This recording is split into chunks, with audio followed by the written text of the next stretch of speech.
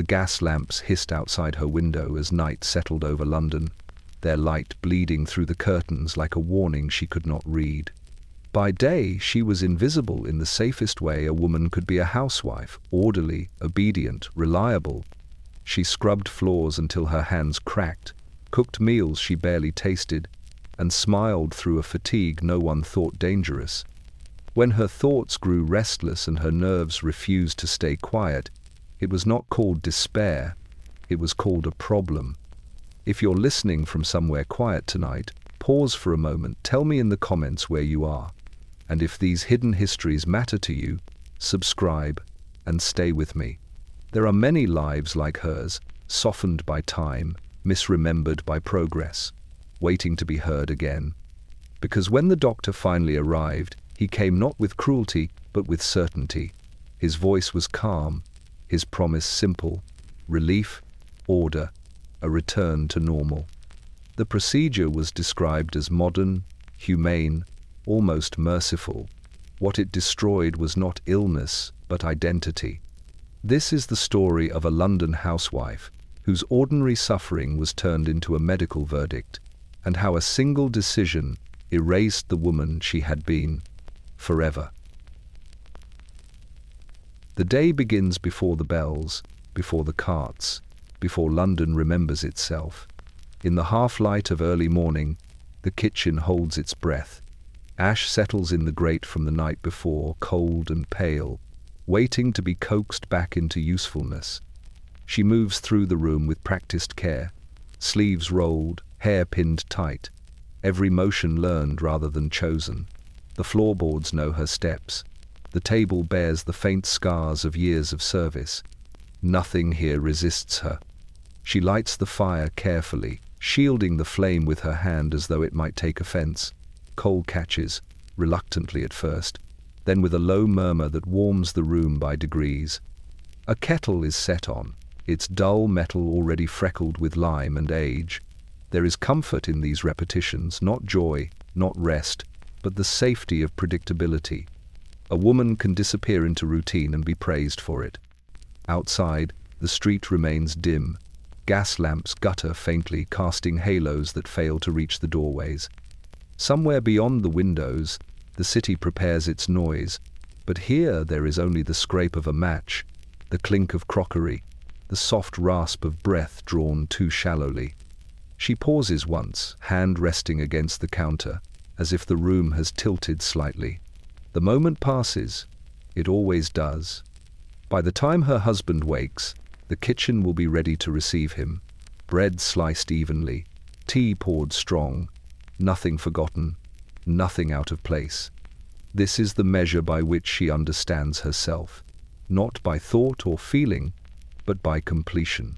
The house reflects her competence, and competence is mistaken for health. Yet beneath the calm arrangement of objects, there is strain. It shows in the way her fingers stiffen around the cup, in the effort it takes to follow a thought to its end. Her sleep has grown thin and unreliable. Dreams come sharp and leave nothing behind but fatigue. During the day, her mind races ahead of her body, or lags so far behind she must stop and remember what she was doing. She tells no one. These are not the kinds of troubles that invite sympathy. In London, a woman's discomfort is expected to be tidy. It must not interrupt meals or schedules or the smooth appearance of domestic life. If it does, it requires correction. She has learned this without being told. So she swallows her unease, folds it away like spare linen, and carries on. The neighbors would describe her as capable, respectable, perhaps a little quiet. No one would say unhappy. That word suggests indulgence, a failure of gratitude. She has a home, a husband, a role. What more could be required? When her hands tremble, it is blamed on nerves. When her thoughts scatter, it is blamed on overexertion. There is always a name that avoids the harder truth. As the kettle begins to hiss, she leans against the sink and watches the steam gather on the window pane. The glass blurs the street beyond into a wash of light and shadow. For a moment, she imagines stepping through it, leaving the room behind without explanation. The idea startles her. She shakes it away and pours the water. This is how days are survived: by refusing certain thoughts entry, by maintaining order even when the cost is invisible. She will finish the breakfast, clear the table, scrub the dishes. She will step into the rhythm of the hours and let them carry her forward. By evening, her exhaustion will be complete enough to feel like peace. No one watching would suspect danger. There is nothing dramatic here, no raised voices, no collapse. Just a woman performing her life correctly, even as something within her tightens and thins. In this quiet kitchen before dawn, nothing appears broken. And that, in time, will be the reason no one believes her when it finally is. Respectability is not announced. It settles slowly, like dust on a mantelpiece, until it coats every surface of a woman's life. In London, it is learned early and reinforced daily, not by law alone, but by glances, pauses, and the small corrections offered by those who mean well.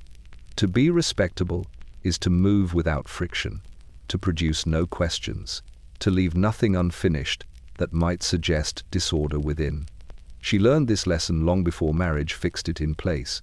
As a girl, she learned to lower her eyes when spoken to sharply, to thank rather than argue, to keep her voice measured and her posture still. Emotion was permitted only in approved quantities. Too much joy was unseemly. Too much sorrow was embarrassing. Anger was unforgivable. There was always a correct amount, and she learned to aim for it instinctively, like one aiming for the center of a narrow path. Marriage did not alter this discipline. It refined it. The household became a stage on which her worth was performed daily. Cleanliness, punctuality, economy, these were the proofs offered in place of selfhood. A well-kept home testified not only to her labor, but to her moral standing. Any failure within it was assumed to originate from her hands, her mind, her character. Her husband did not demand perfection outright. He had no need to. The city demanded it for him. A respectable man required a respectable wife, in the same way a respectable street required swept pavement. It was simply understood. When visitors came, she watched their eyes flicker over the room, assessing without comment. A misplaced crumb, an uneven curtain, these were small things, yet they carried weight. She felt them as accusations before they were spoken. In this way, respectability became a form of vigilance. She listened constantly for footsteps, for the clock, for the subtle signs of displeasure in her husband's silence. She adjusted herself to fit the day, the season, the expectation. If she felt overwhelmed, it was taken as evidence that she had mismanaged something. If she felt low, it was assumed she lacked gratitude. There was no space in which suffering could exist without explanation. London offered examples everywhere. Women who failed were spoken of quietly, then avoided. A neighbor whose house fell into disrepair. A wife whose temper escaped its boundaries. A woman who cried too often or too loudly. These were warnings, not tragedies. They showed what happened when one did not hold oneself together tightly enough. So she held herself together. She learned to swallow thoughts that led nowhere useful. She learned to keep moving even when her body resisted. Rest was rationed, reflection discouraged. Idleness, especially of the mind, was dangerous territory. A woman with time to think too much risked noticing things best left unnoticed. Respectability also provided its own peculiar comfort. There was safety in being approved of. The nod from a neighbor, the calm tone of a tradesman, the absence of remark, these signaled success. She could point to these moments and assure herself she was doing well. Whatever unease stirred beneath them must, therefore, be mistaken. Yet the effort required was relentless. Respectability did not adapt to illness. It denied it. Fatigue was a personal failing. Confusion was carelessness.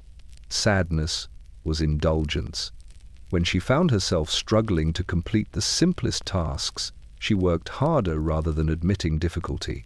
To admit difficulty was to invite scrutiny. and scrutiny carried consequences. The city rewarded women who endured quietly. It punished those who asked why endurance was required at all. She knew this without ever articulating it. The knowledge lived in her posture, in the way she apologized for inconveniences she had not caused, in the speed with which she corrected herself when her voice grew too sharp. Respectability kept her housed, fed, and spoken of kindly.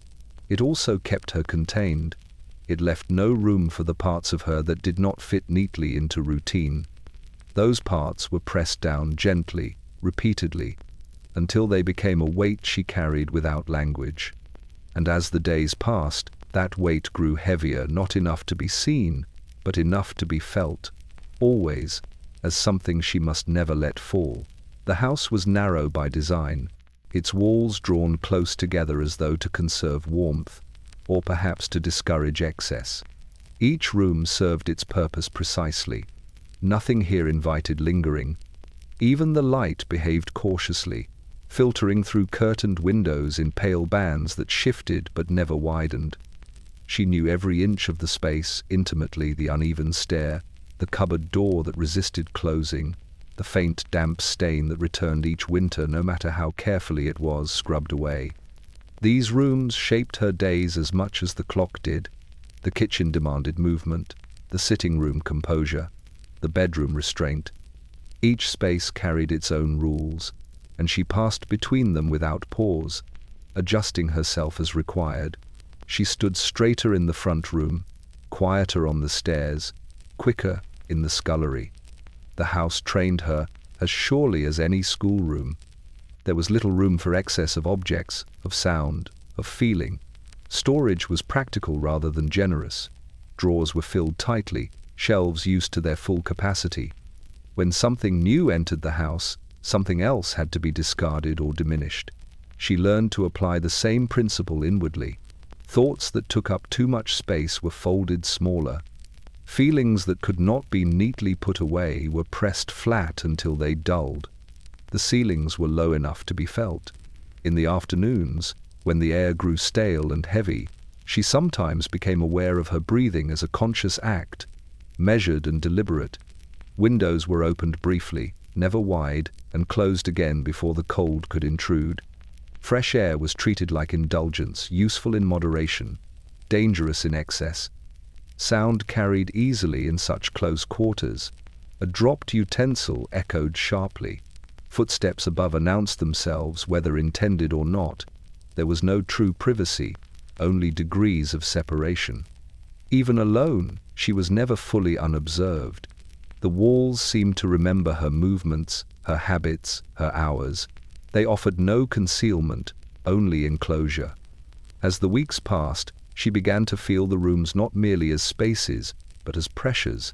They leaned inward subtly, asking compliance.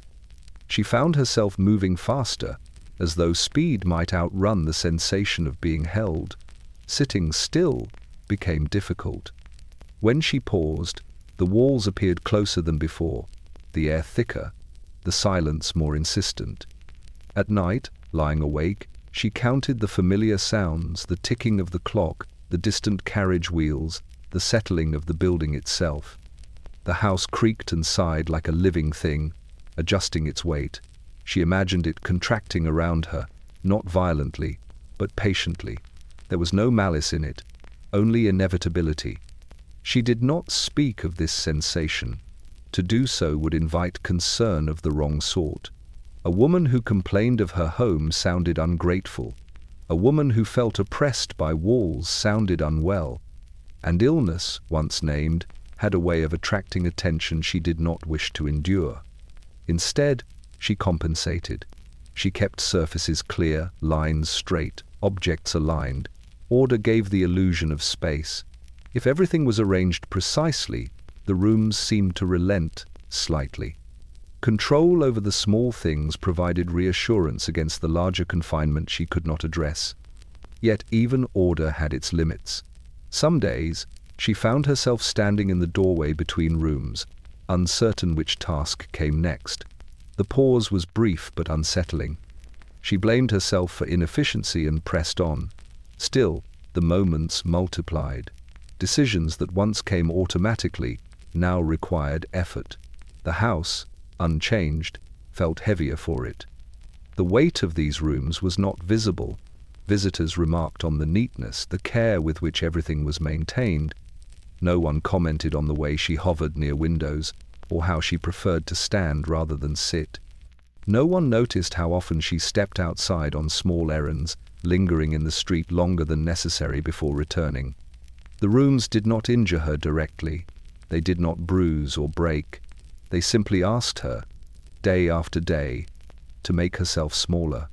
And she obliged, until the space she occupied within herself grew so narrow that even her own thoughts struggled to move freely.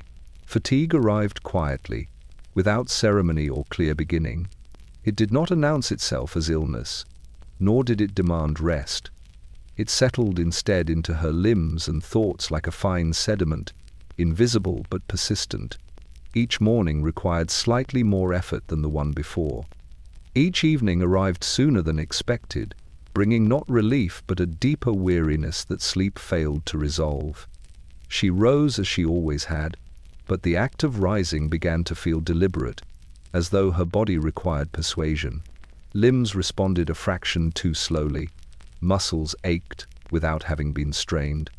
Her head felt full, yet oddly hollow, as if her thoughts echoed inside it rather than landing where they should. She told herself this was ordinary. Everyone was tired. London itself seemed built on exhaustion. There was no language for what she felt that did not carry judgment. To say she was tired invited correction. Had she slept poorly? Was the house too cold? Had she neglected her meals? The assumption was always error, never circumstance. Fatigue was framed as something earned through mismanagement, not something imposed. So she adjusted. She rose earlier, convinced that discipline would cure her. She worked through the day without pause, believing momentum might outrun the heaviness gathering in her chest. She reduced her own needs first, smaller portions, fewer moments of stillness, less complaint. Each concession felt sensible. Each one made the tiredness worse. At times her vision blurred at the edges, the room dimming slightly even in full daylight. Sounds arrived muffled, as though filtered through fabric. Words spoken to her required concentration to follow. She answered automatically, hoping no one would notice the delay. When she forgot small things, a pan left too long on the stove, an errand half completed, she felt a surge of shame, disproportionate to the mistake. Her husband noticed, eventually, but noticed incorrectly. He remarked on her pallor, her distraction, the way she sometimes stared at nothing for a moment too long. His concern was practical rather than curious. Was she overworking herself? Was she indulging her nerves? He suggested tonics, fresh air, earlier nights. None of these addressed the core of it, because none acknowledged that the tiredness had no simple cause. The city offered remedies freely but understanding sparingly. Advertisements promised renewed vigor in bottles and powders.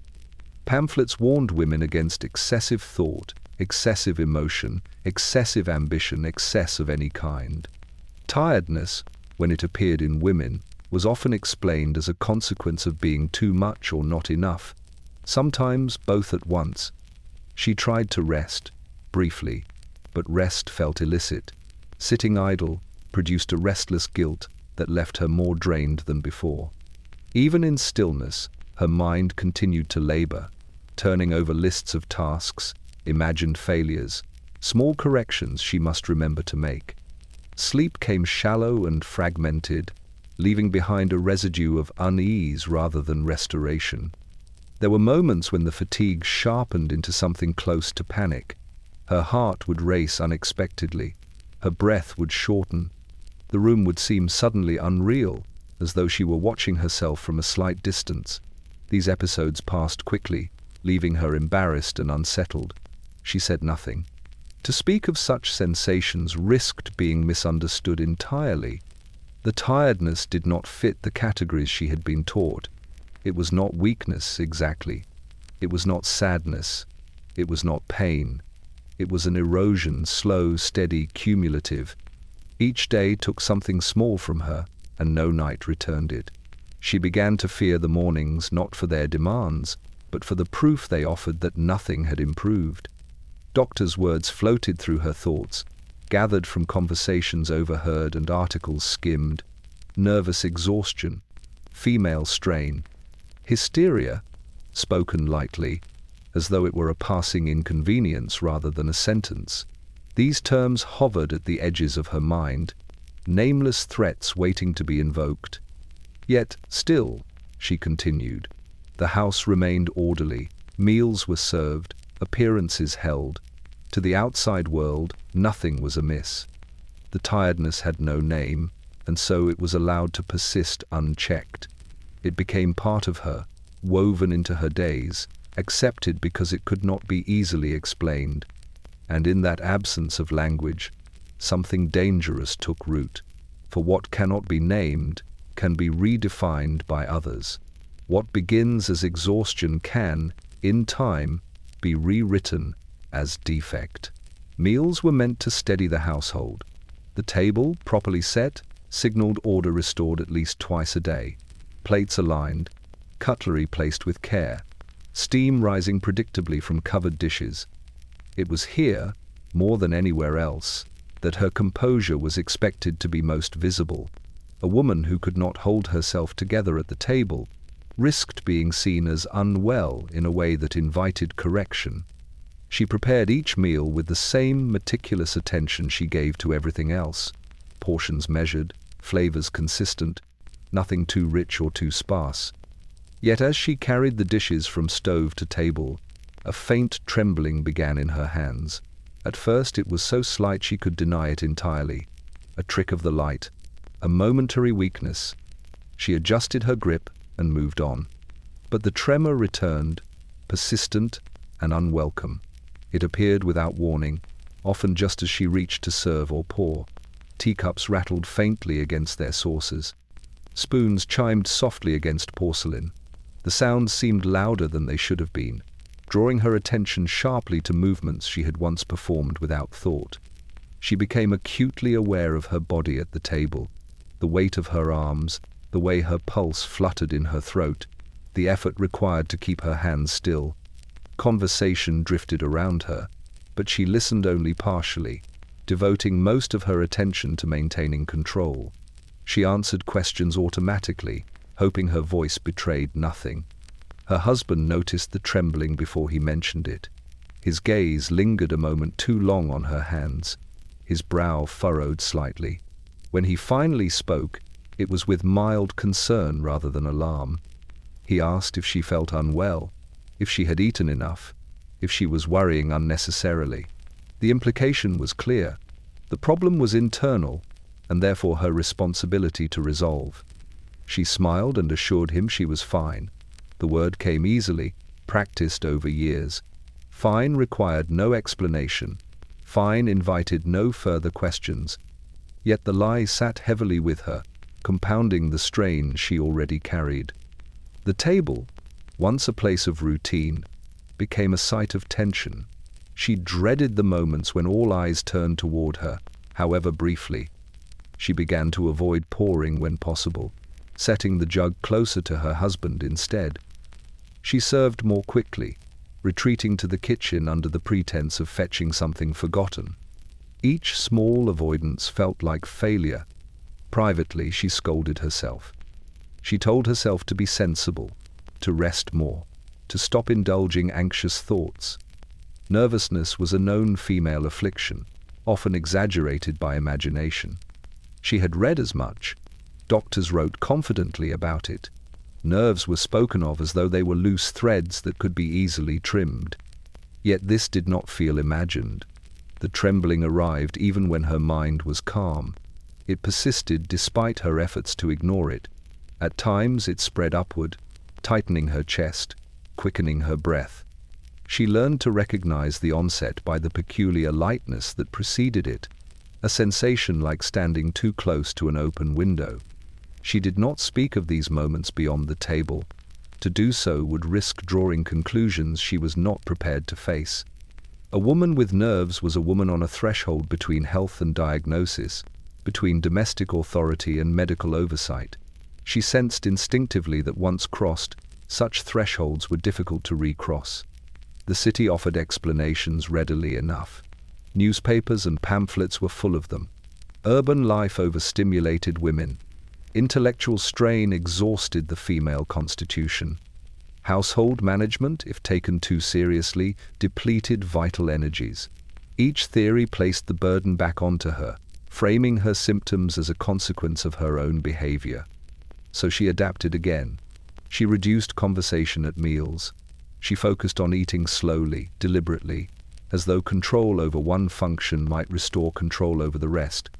She hid her hands beneath the table when they shook, pressing them together until the trembling subsided. To an observer, the household remained calm. The meals proceeded without incident. Nothing was spilled. Nothing overtly wrong occurred. Yet for her, each gathering at the table became a test she endured rather than a comfort she enjoyed. The nerves, once occasional, grew familiar. They threaded themselves into her daily rhythm, announcing themselves at the most visible moments. And though she could still conceal them, their presence marked a change. Something within her had begun to betray itself, quietly, insistently, at the very place where order was meant to be most assured. Concern, when it arrived, came wrapped in gentleness. It did not raise its voice or make demands. It spoke softly, in the reasonable tones of a man who believed himself kind. He watched her more closely now, though he would have denied it if asked. His eyes lingered on her pauses, her hesitations, the moments when she seemed to withdraw slightly from the room. He noticed how often she pressed her hand to her temple, how her replies sometimes arrived a second too late. He told himself he was being attentive. A good husband observed.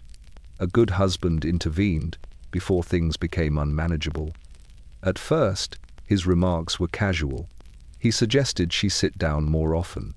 He offered to fetch things she would normally retrieve herself. These gestures were framed as consideration, and she accepted them with gratitude that was real enough, even as it unsettled her. Each kindness implied that something was wrong. Each offer carried the unspoken conclusion that she could not be relied upon as before. She assured him repeatedly that she was well. She used the same words each time, hoping repetition might make them true. He nodded, but his expression betrayed doubt. He had seen this before. He thought not in her, but in other households. Women who wore themselves thin and then insisted nothing was amiss. Women who refused help until it was forced upon them. When he spoke of it more directly, he chose his language carefully. He did not accuse. He worried. He spoke of her health, her nerves, her appearance. He asked whether the house was too much for her, whether she took on more than was reasonable. He reminded her that she need not prove herself constantly. She listened, feeling a mixture of relief and alarm. Relief that her struggle had been noticed at all. Alarm that it had been noticed by someone who possessed the authority to act upon it. In marriage, concern carried weight. A husband's observations could become evidence, particularly when they aligned with medical opinion. He suggested she consult a doctor. The idea was presented as a precaution, nothing more. A simple visit, a chance to be reassured. Doctors were there to help, after all. They possessed knowledge she did not. They could offer clarity where she felt only confusion. She hesitated, and he noticed. His concern sharpened slightly, taking on the faint edge of impatience. "Why resist?" he asked gently. "If there was nothing to hide, why not put their minds at ease?" The phrase lingered between them, their minds. Already, the matter had extended beyond her alone. She agreed, because refusal would have raised questions she could not answer, because to insist she was well in the face of visible strain made her appear unreasonable, because she had been taught that cooperation was safer than defiance. In the days that followed, he became more attentive still. He asked after her sleep. He commented on her appetite. He noted improvements and setbacks alike. Each observation was logged mentally, ready to be shared with the doctor when the time came. He believed this was responsibility. He did not consider how it felt to be watched so closely, evaluated for signs of deviation. She began to feel like a subject rather than a partner. Her actions took on significance beyond their immediate purpose. If she rested, it was proof of weakness. If she worked, it was proof of stubbornness. There was no correct choice, only interpretations she could not control. He spoke to others, discreetly. A colleague mentioned a similar case, a wife who had been much improved after treatment. A neighbor recommended a physician known for his modern approach. These conversations took place without her presence. Though they concerned her entirely, decisions began to form in spaces she could not enter. She sensed the shift but lacked the language to contest it. Her husband was not cruel. He did not raise his hand or his voice. His concern was sincere, even affectionate. Yet it carried with it an assumption she could not challenge, that he knew what was best. In quieter moments, she wondered whether she had failed him, whether her tiredness and trembling had placed an unfair burden on the household. She apologized more often, for things she had not done. He reassured her each time, but the apologies continued, an instinctive response to the imbalance she felt growing between them. By the time the appointment was set, the decision felt inevitable. It had been discussed, refined, agreed upon by everyone except her, though her consent had been requested in name. She prepared herself as she always did, smoothing her clothes, steadying her hands, presenting calm. Her husband believed he was helping. The doctor would confirm it, the city would approve. And somewhere beneath all of this careful concern, something essential to her autonomy slipped quietly out of reach, unnoticed until it was already gone. The words used to describe her condition arrived before any diagnosis did. They hovered in conversation, lightly spoken yet heavy with implication. Delicate, overwrought, sensitive. Terms offered not as insults, but as explanations, each one narrowing the possibilities of who she was allowed to be. They framed her experience before she had the chance to articulate it herself. She encountered this language everywhere, though rarely addressed to her directly. It appeared in articles her husband left folded beside his chair, in pamphlets displayed discreetly in shop windows, in remarks exchanged between women who lowered their voices when speaking of illness. Female fragility was treated as an established fact, requiring no defense. It was a condition assumed rather than examined. Doctors wrote confidently on the subject. They described women as finely tuned instruments, prone to imbalance under strain. The female nervous system, they argued, was inherently vulnerable, easily overstimulated by city life, domestic responsibility, or excessive thought. Emotional intensity was not understood as response, but as malfunction. Fatigue was not interpreted as consequence, but as defect. She read these accounts with a quiet unease. They seemed to describe her, yet not recognize her. The language was smooth and authoritative, leaving no space for contradiction. If she felt overwhelmed, it confirmed their theories. If she objected, it was further proof of instability. Either way, the conclusion remained unchanged. Even sympathy carried this vocabulary. Neighbors spoke kindly of women who had troubles, who had never been strong, who had always had nerves. Such phrases softened judgment while cementing it. To be fragile was to be excused from certain expectations, but also excluded from certain rights. A fragile woman required management. She began to hear these words applied to herself indirectly. Her husband mentioned her sensitivity in passing, his tone affectionate but firm. He described her as easily fatigued, prone to worry. He did not mean to diminish her. He believed he was translating her experience into terms others would understand. The problem was that these terms erased nuance. They flattened her days into symptoms, her thoughts into signs. Her inner life, complex, effortful, shaped by years of discipline, was reduced to a single, unstable category. Fragility suggested weakness where there was endurance. It suggested deficiency where there had been adaptation. She tried to resist this framing quietly. She reminded herself of what she had accomplished, of the competence she demonstrated daily. She told herself that exhaustion did not equal inadequacy. Yet the repetition of the language wore her down. Words, once heard often enough, began to feel like truths. The language also carried consequences. Fragile women were advised, not consulted. Decisions were made for their benefit, often without their involvement. Treatment was framed as protection.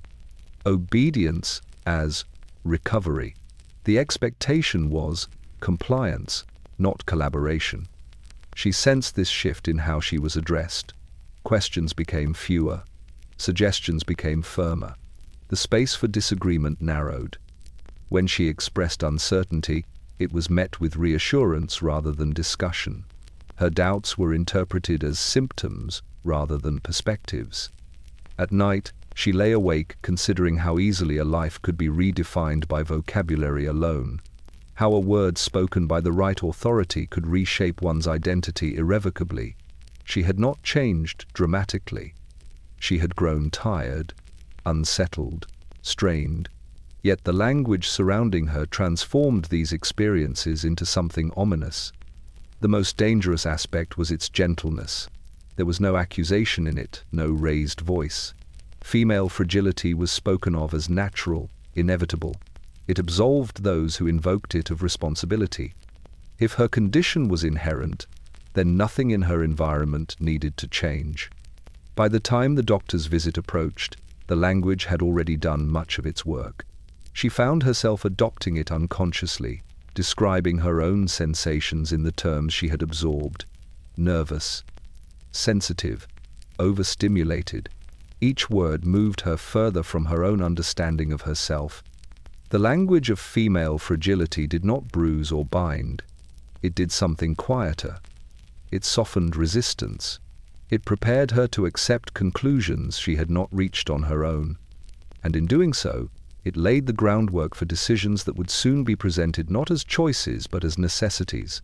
The suggestion arrived without urgency, folded neatly into conversation as though it were an afterthought.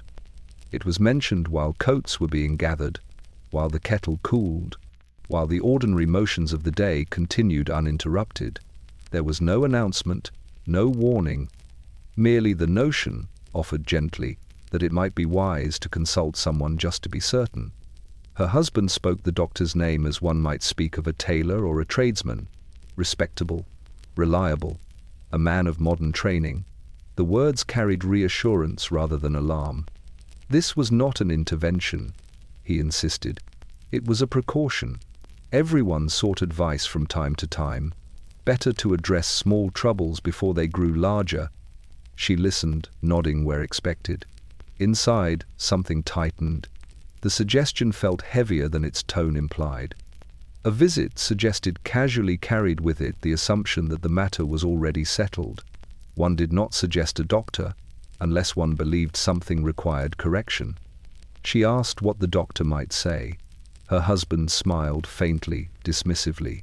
Likely nothing of consequence. Perhaps a tonic, perhaps rest, perhaps reassurance. The visit would put their minds at ease.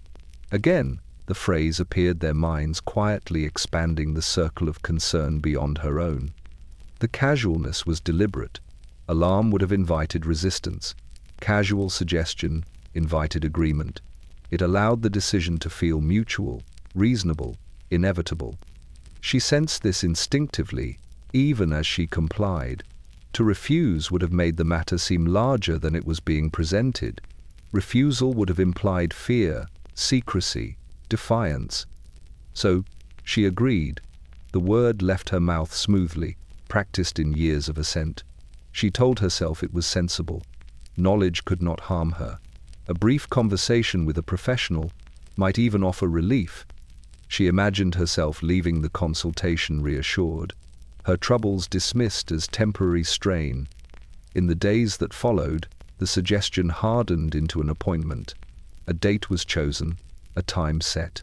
The visit acquired form and weight, Her husband spoke of it with increasing confidence, already assured of its necessity. He reminded her gently to rest beforehand, to be honest, to trust the doctor's expertise. She began to prepare, though she was uncertain for what. She considered what she might say, how she might describe sensations that resisted description. How could one explain tiredness that had no clear origin? Thoughts that slipped away before they could be completed? A trembling that appeared without invitation? She practiced answers silently, rehearsing them as one rehearses difficult conversations. She resolved to speak carefully, to emphasize moderation. She would not exaggerate. She would not minimize. She would present herself as reasonable, cooperative, deserving of reassurance rather than intervention. Yet she could not shake the feeling that the visit was not entirely hers. It had been suggested casually, but it had been suggested by someone whose concern carried authority. Her husband would accompany her. He would speak if she faltered. He would confirm observations she might prefer to keep private. The doctor's office took shape in her imagination long before she entered it. She pictured clean surfaces, orderly shelves, the faint smell of antiseptic, a man seated behind a desk, listening with professional interest. She hoped for patience. She feared certainty. Casual suggestions often concealed firm conclusions. She knew this from experience. Polite language had long been used to guide her behavior, to shape her choices. The suggestion of a visit felt like another such guidepost, gently directing her toward a destination she had not chosen. On the morning of the appointment, she dressed with unusual care. Her clothes were neat, conservative, unremarkable. She wished to appear calm, capable, intact. She wished to give no impression that might be misinterpreted. As they stepped into the street, London moved around them indifferently. Carriages passed. Shopkeepers opened their doors. Life continued, oblivious to the significance the day held for her. The visit had been suggested casually, but it marked a quiet threshold. She did not yet know how irrevocable that crossing might be. She knew only that once suggested, the visit could not be unsuggested. It existed now, shaping the hours ahead, altering the balance of control she had maintained so carefully. The door to the doctor's office awaited her, unremarkable and clean. She paused only briefly before entering, telling herself this was nothing more than conversation, just words, just advice. She did not yet understand how easily words could become instruments and how casually they could change a life. The doctor's office was brighter than she expected. Light entered generously through tall windows, diffused by thin curtains that softened its edges without dimming it entirely. The room smelled faintly of polish and something sharper beneath it, cleanliness with a chemical note that lingered in the throat. Everything appeared orderly, deliberate, reassuring. This was a place designed to inspire confidence. The doctor himself rose when they entered, his manner calm, practiced, unhurried. He spoke her name correctly, which pleased her more than it should have. He gestured for them to sit, positioning himself across the desk with a posture that suggested attentiveness rather than judgment. She felt, briefly, a loosening in her chest. Perhaps this would be simple after all. He asked questions gently, methodically. How long had she felt unwell? Did she sleep soundly? Were her days demanding? Each inquiry was framed as concern, not interrogation. She answered carefully, aware of her husband's presence beside her. She chose her words with precision, avoiding extremes. She spoke of tiredness, of restlessness, of occasional trembling. She omitted the moments of fear, the sense of narrowing within herself. Those felt too personal, too easily misunderstood. The doctor nodded often, making notes as she spoke. His pen moved confidently, as though her experience fitted neatly into categories he already understood. He did not interrupt. He did not challenge. When she finished, he leaned back slightly, folding his hands with an air of considered thought. He spoke of progress, of how far medical science had come in recent years. Conditions once misunderstood were now being addressed with clarity and compassion. He spoke of the nervous system as something tangible, manageable. The mind, he explained, could become overburdened, especially in women of conscientious temperament. Such strain required relief, not endurance. Relief. The word landed softly, invitingly. It suggested release, easing, restoration. She found herself leaning forward unconsciously, drawn to its promise. The doctor described treatments designed to calm agitation, to restore balance. He spoke of them not as drastic measures, but as refinements, adjustments made with precision and care. Her husband listened intently, his expression easing as the doctor spoke. Here was authority aligning with concern. Here was validation that something had been wrong and that something could be done. The doctor reassured them both that her condition was not uncommon, nor was it a reflection of character. It was simply the consequence of strain applied too long. She asked, hesitantly, whether rest alone might suffice. The doctor smiled kindly.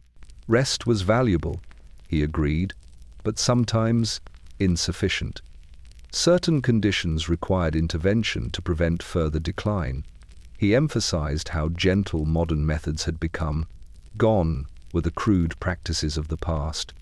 Today's medicine was humane, scientific, effective. He spoke of relief as a gift that could be offered swiftly, of how unnecessary suffering could be avoided. His tone was not forceful, but confident. Confidence carried weight. It transformed suggestion into expectation without ever stating it outright. She felt a curious mixture of hope and unease. The idea that her distress could be addressed so cleanly, so decisively, was tempting. Yet something in her resisted the ease with which solutions were being offered. The explanations felt complete, but not personal. They described a type, not a person. The doctor assured her that many women had benefited greatly from modern intervention. They returned to their homes calmer, more content, better suited to their roles. The phrase passed quickly, but it lodged itself in her thoughts. Better suited, as though suitability itself were a measure of health. Her husband asked practical questions: duration, recovery, outcome. The doctor answered smoothly, outlining a path forward that sounded reassuringly finite. A brief period of treatment, a marked improvement, a return to normality. Normality, another word that promised comfort while concealing complexity. What was normal, and who defined it? By the time the consultation ended, the promise of modern relief hung in the air, tangible and persuasive.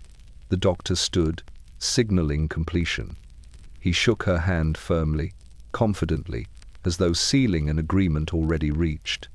As they stepped back into the street, the city seemed unchanged. Yet she felt altered, subtly displaced. The promise had been made. Relief was now something she was expected to accept. She told herself this was good news, that progress had offered her an answer. Still, beneath the reassurance, a quiet apprehension stirred. Modern relief, she realized, came with its own demands. And once promised, it would be difficult to refuse. The decision did not arrive as a single moment. It assembled itself gradually, composed of nods, confirmations, and the soft pressure of agreement. By the time she understood that something final had been settled, the language of choice had already passed out of the room. What remained was a sequence of steps, neatly ordered, presented as care. They spoke of timing first. Not urgently. Urgency would have suggested danger, but soon enough to be prudent. The doctor's calendar was consulted, then her husband's. Dates aligned. Pens moved. The sound of the pen scratching across paper felt louder than it should have been, as though marking more than an appointment. She watched without interrupting, aware that silence was being interpreted as consent. The doctor explained the next stages calmly, with the reassuring cadence of routine. There would be preliminary observations, some preparation, nothing to alarm her. He emphasized how quietly these things were done now, how little disturbance they caused. His voice was low and steady, as though speaking might otherwise awaken fear. She noticed how often he used the word simple. Her husband thanked him. The gratitude was sincere. Gratitude has a way of closing conversations. It signals satisfaction, completion. When it is offered, there is no invitation for further debate. The doctor returned it with a small incline of the head, the mutual recognition of men who had reached an understanding. She stood when they stood. She gathered her gloves. She followed them toward the door. The office seemed unchanged, yet something within it felt sealed off behind her. As they stepped into the corridor, the door closed with a sound so ordinary it barely registered a soft click, final and unobtrusive. Outside, the air felt sharper than before. The street noise returned abruptly, as though she had been submerged and released. She walked beside her husband, matching his pace. He spoke reassuringly, telling her she would feel better soon, that everything was arranged, that she need not worry. Worry. The word felt misplaced. What she felt was not worry but a narrowing. Options that had once existed vaguely at the edges of her thoughts now seemed inaccessible. She tried to trace back the moment when she might have objected more firmly, spoken more clearly. Each attempt ended in the same realization. There had been no obvious point of resistance. The door had closed quietly, without confrontation. At home, the house received her as it always had, familiar, contained, expectant. She moved through the rooms with a heightened awareness, noticing details she had overlooked before: the pattern of the wallpaper, the worn edge of the stair, the way the afternoon light angled across the floor. These details felt suddenly precious, as though they belonged to a life she was already beginning to leave. Her husband went about his evening tasks with renewed ease. The decision had lifted a burden from him. There was comfort in believing the matter resolved. He spoke of the days ahead in practical terms, mentioning arrangements, absences from work, the efficiency of the process. He did not notice how often she paused, how her gaze lingered on door frames and windows. She attempted to voice a question that had begun to form, something about alternatives, about time. The words faltered. They sounded uncertain even to her own ears. Her husband reassured her quickly, interpreting her hesitation as nerves. There was no space in the conversation for doubt to grow. That night, sleep came reluctantly. When it did, it brought shallow dreams in which corridors extended endlessly and doors appeared where she did not expect them. Each one closed before she could reach it. She woke before dawn with the familiar weight in her chest, now joined by something heavier still. In the quiet hours, she considered how little had changed outwardly. No announcement had been made, no crisis declared, yet she felt a distinct shift, as though an invisible boundary had been crossed. Her private struggle, once contained within her own mind and body, now belonged to others. It had been translated into plans, schedules, professional language. The door that had closed was not physical alone. It was the door to ambiguity, to the possibility that her experience might remain undefined, unresolved. Hers, on the other side, lay certainty, calm, authoritative, and indifferent to her hesitation. As the house stirred toward morning, she rose and began her familiar tasks.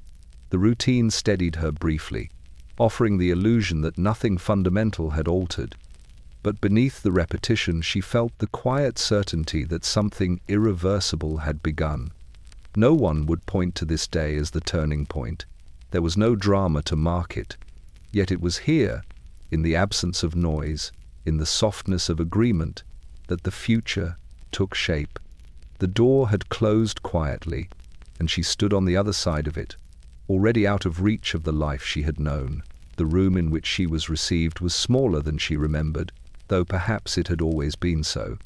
Its proportions were deliberate, controlled, nothing excessive, nothing wasted. The walls were lined with shelves bearing instruments she could not name, each placed with quiet precision. Glass reflected light in restrained flashes.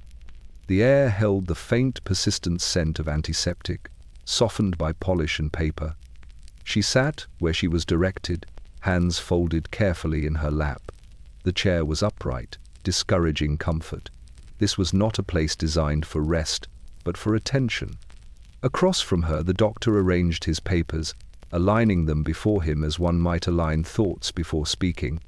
He glanced at her briefly, then back to his notes, already engaging more with the written version of her than with the woman herself.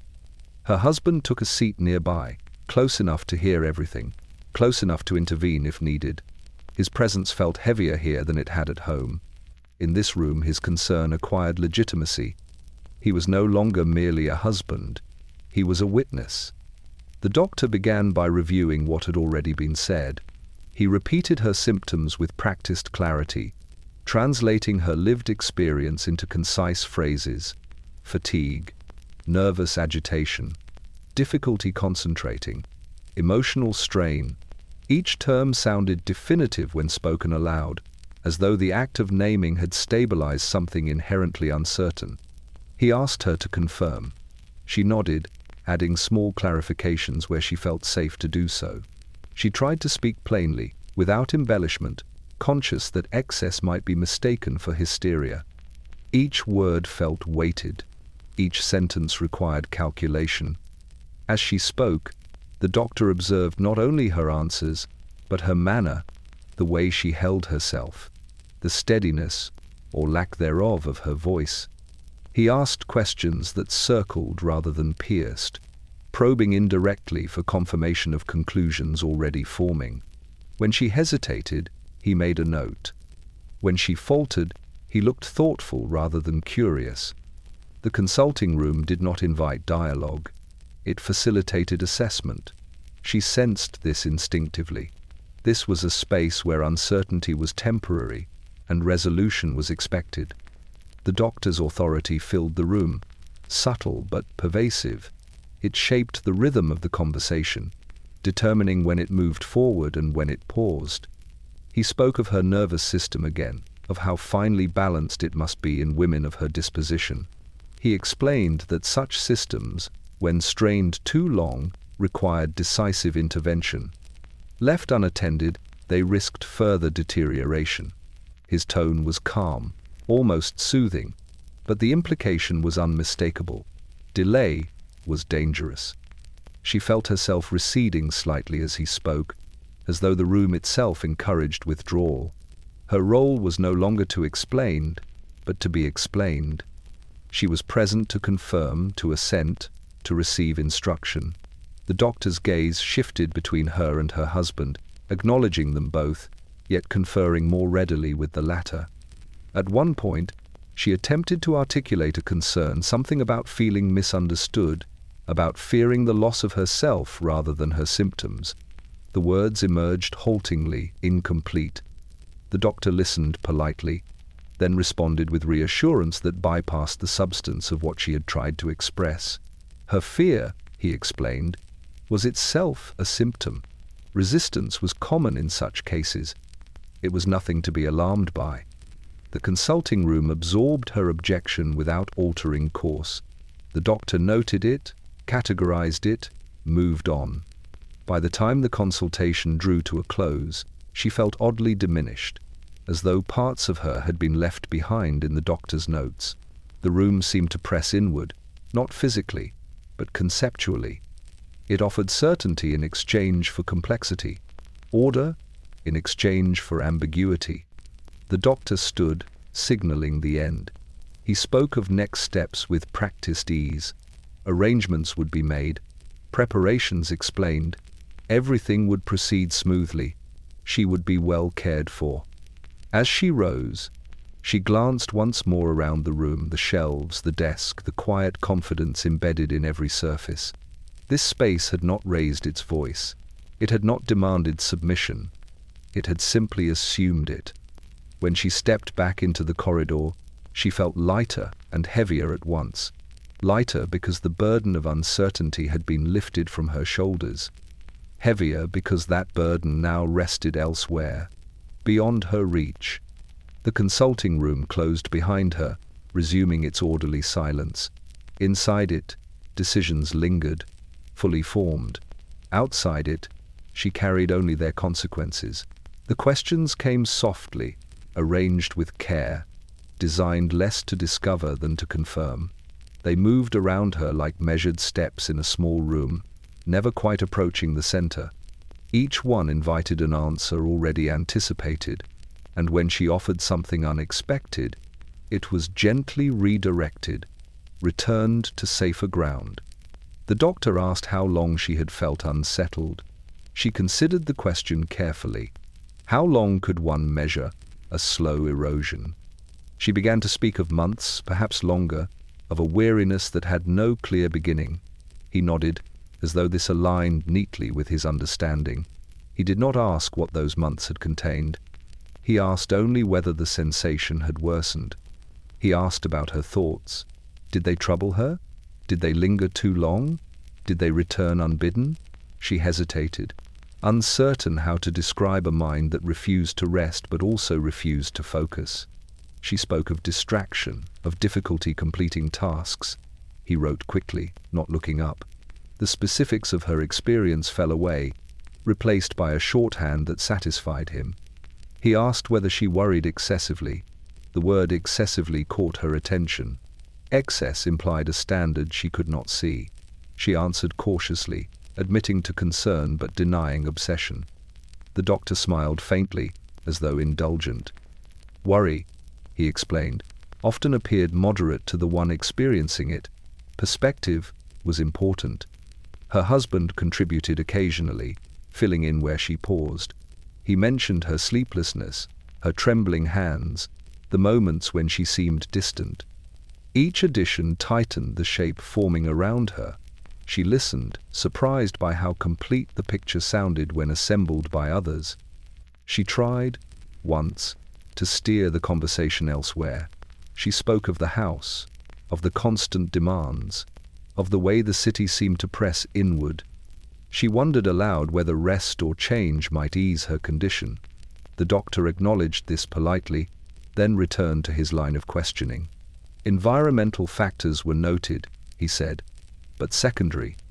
The core issue lay within. The questions continued, looping gently, never piercing. Did she feel overwhelmed? Did she feel irritable? Did she feel unlike herself? Each answer seemed to carry less weight than the last. The more she spoke, the more she sensed that her words were no longer shaping the outcome. They were simply being arranged to support it. She became aware of her own posture, of how carefully she held herself. She worried that any display of emotion might be misinterpreted. She kept her voice steady, her answers measured. This restraint, she sensed, was also being noted. Calm could be read as compliance, compliance as readiness.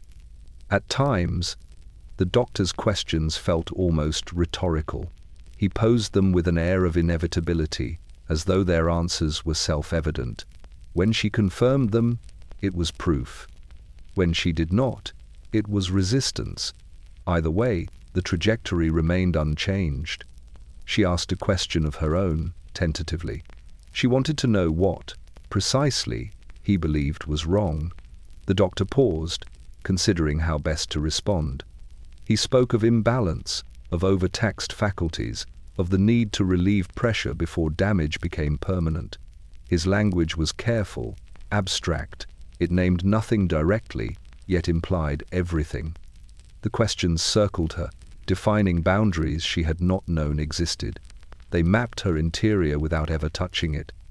By the end of the consultation, she felt oddly transparent, as though she had been seen without being understood. When the doctor concluded, he did so with confidence. He summarized her condition succinctly, efficiently. He spoke as though clarity had been achieved. She listened, recognizing parts of herself in his description, yet feeling that something essential had been omitted.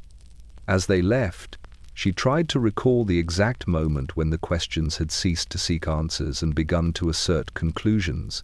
She could not pinpoint it. The transition had been seamless, almost courteous. Outside, the city resumed its motion. The consultation lingered in her thoughts, not for what had been said, but for what had not been asked.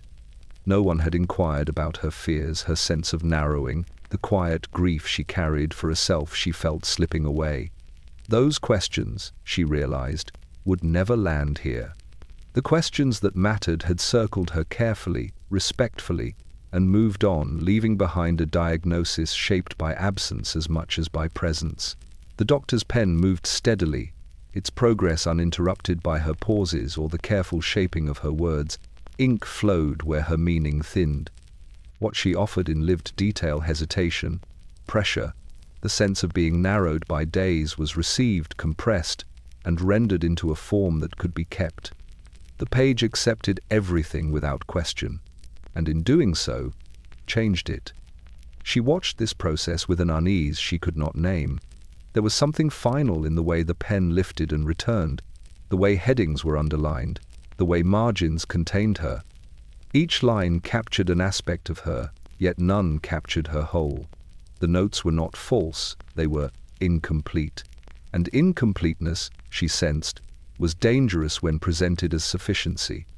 Her tiredness became fatigue. Her moments of breathless fear became nervous agitation. The difficulty she had finishing a thought became impaired concentration. These phrases looked respectable on paper. They aligned with existing knowledge.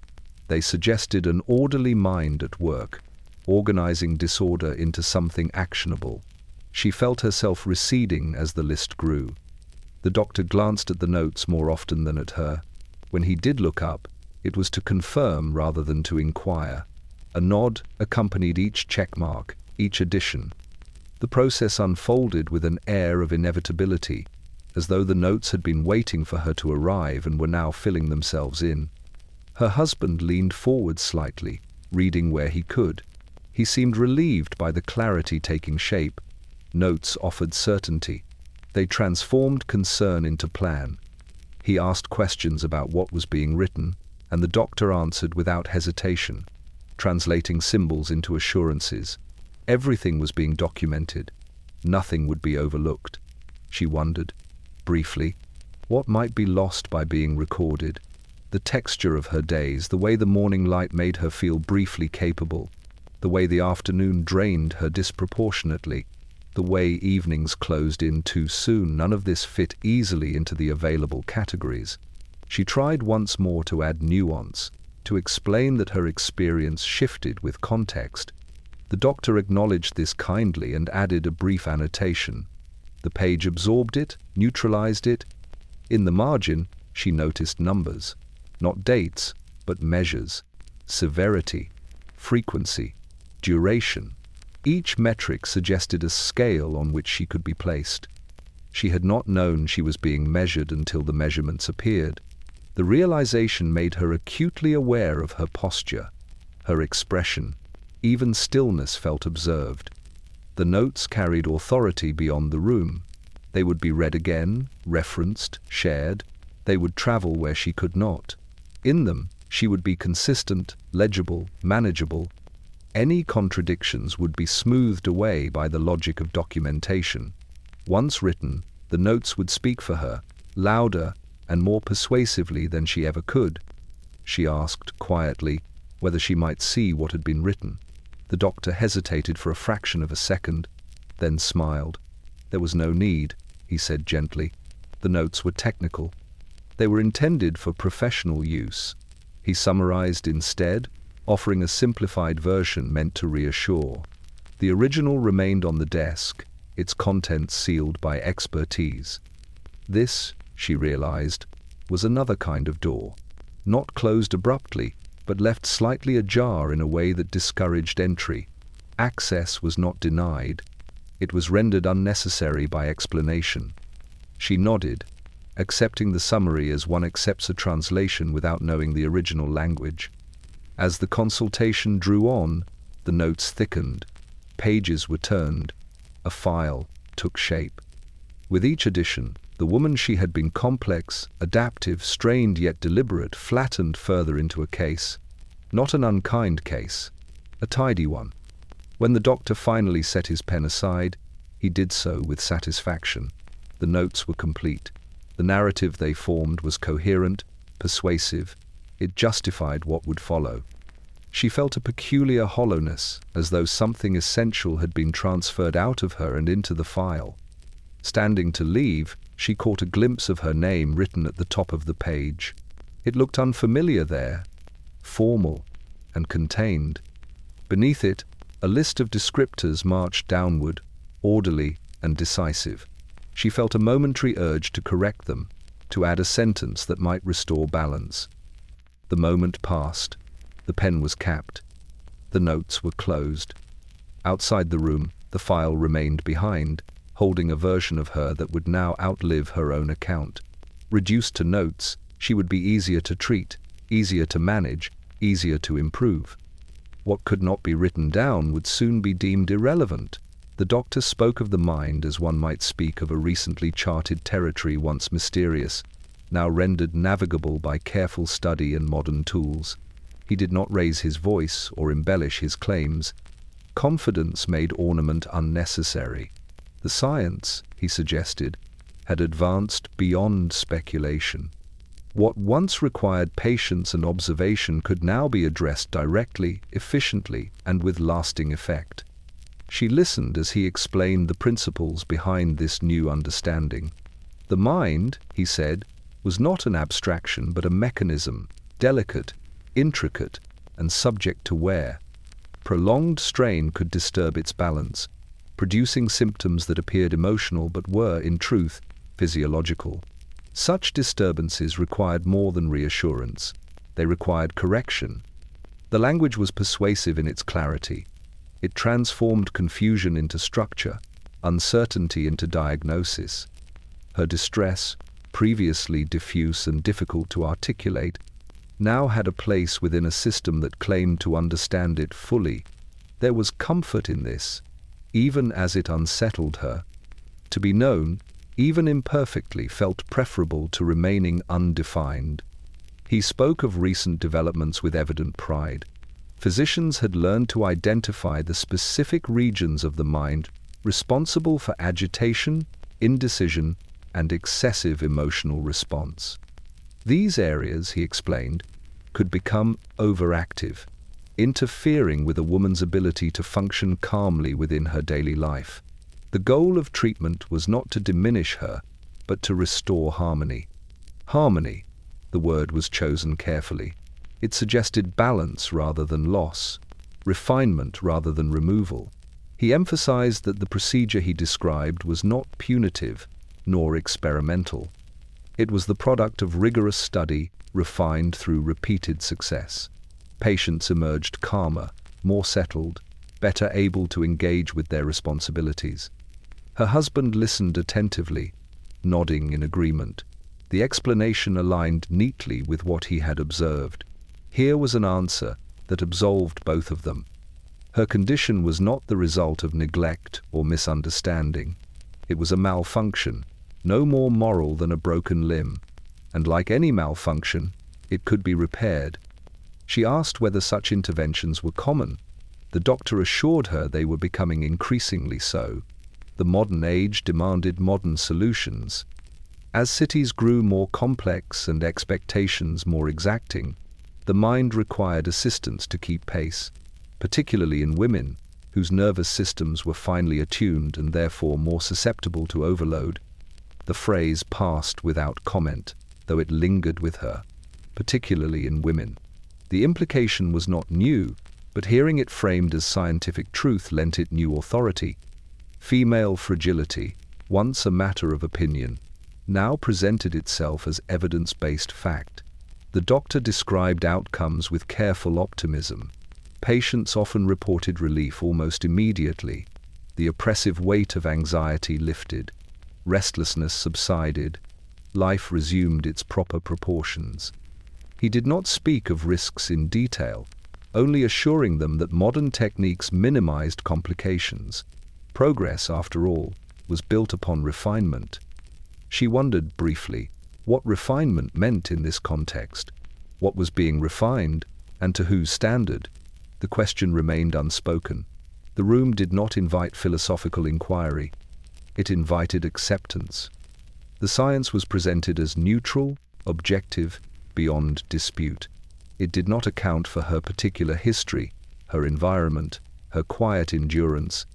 Those factors were acknowledged only insofar as they contributed to strain. The solution lay not in altering her circumstances, but in altering her response to them. She felt a subtle shift as the doctor spoke, a movement from participant to subject. The science did not require her understanding, only her compliance. It promised improvement without demanding engagement. In doing so, it relieved her of responsibility while also stripping her of agency. When the explanation concluded, it did so with a sense of closure. The new science of the mind had spoken. It offered certainty where ambiguity had lingered. Her husband thanked the doctor again, his relief evident. Plans moved forward with renewed confidence. As they left, she carried the weight of this new knowledge with her. It pressed upon her thoughts, reshaping them. The mind, she now understood, was something that could be adjusted by others for her own good. The realization was both comforting and disquieting. The science promised clarity, relief, restoration. It did not ask whether she wished to be restored or to what version of herself. Those questions lay outside its scope. In the face of such confident progress, they seemed almost impolite. And so the new science of the mind settled into place, authoritative and unchallenged, preparing the way for what would come next, not as a choice, but as an inevitable application of knowledge gained. Consent was requested in the same manner one might inquire about comfort, politely, briefly, and with the assumption that refusal would be unreasonable. The doctor spoke of it as a formality, an acknowledgement of process rather than a point of deliberation. Everything had already been explained. Everything had already been decided. What remained was courtesy. She was presented with the notion gently. He asked whether she understood what had been discussed. She said that she did. He asked whether she had any questions. She paused, searching for one that might alter the course before her, and found only uncertainties that sounded too fragile to voice. He waited, patient but unyielding. When she remained silent, he took it as assent. Consent, she realized, was not a moment of choice, but the absence of objection. It required no enthusiasm, only compliance. The language surrounding it was carefully constructed to discourage resistance. This was for her benefit. This was modern. This was safe. To hesitate would be to misunderstand. To refuse would be to deny reason. Her husband sat beside her, his presence steady and reassuring. He placed his hand briefly over hers, a gesture of support that also served as reinforcement. He wanted her to feel protected, not pressured. He believed, sincerely, that this was the right course. His confidence filled the space where her doubt might otherwise have grown. The doctor explained the next steps again, though now his tone carried a subtle finality. Arrangements would be made. Instructions would be provided. She would be admitted briefly, treated, returned, home improved. The sequence was clear, orderly, inevitable. There was no mention of alternatives, because alternatives would have suggested uncertainty. She was asked to sign a document. The paper was presented without ceremony, its text dense and impersonal. She scanned it briefly, recognizing phrases but not fully absorbing them. The doctor summarized its contents, assuring her it simply confirmed her agreement to proceed. He emphasized that such documentation protected everyone involved. She held the pen for a moment longer than necessary. The act of signing felt disproportionate to the simplicity with which the decision had been presented. Her name, once written, would bind her to a course she did not fully understand. She hesitated, just long enough for her husband to notice. He leaned closer, his voice low and encouraging. This was only procedure, he reminded her. There was nothing to fear. The doctor waited, unperturbed. The room seemed to hold its breath, not in anticipation of conflict, but in expectation of compliance. She signed. The motion was smooth, practiced. Her hand did not tremble. The ink dried quickly. The moment passed without drama. The doctor folded the document and placed it with the rest of her file, its significance absorbed into the larger machinery of care. No one remarked on the gravity of what had just occurred. Consent, once given, required no reflection. It was treated as confirmation, not transformation. The conversation moved on immediately, shifting to practical matters: dates, preparations, logistics. The signature had closed something. There was no need to linger.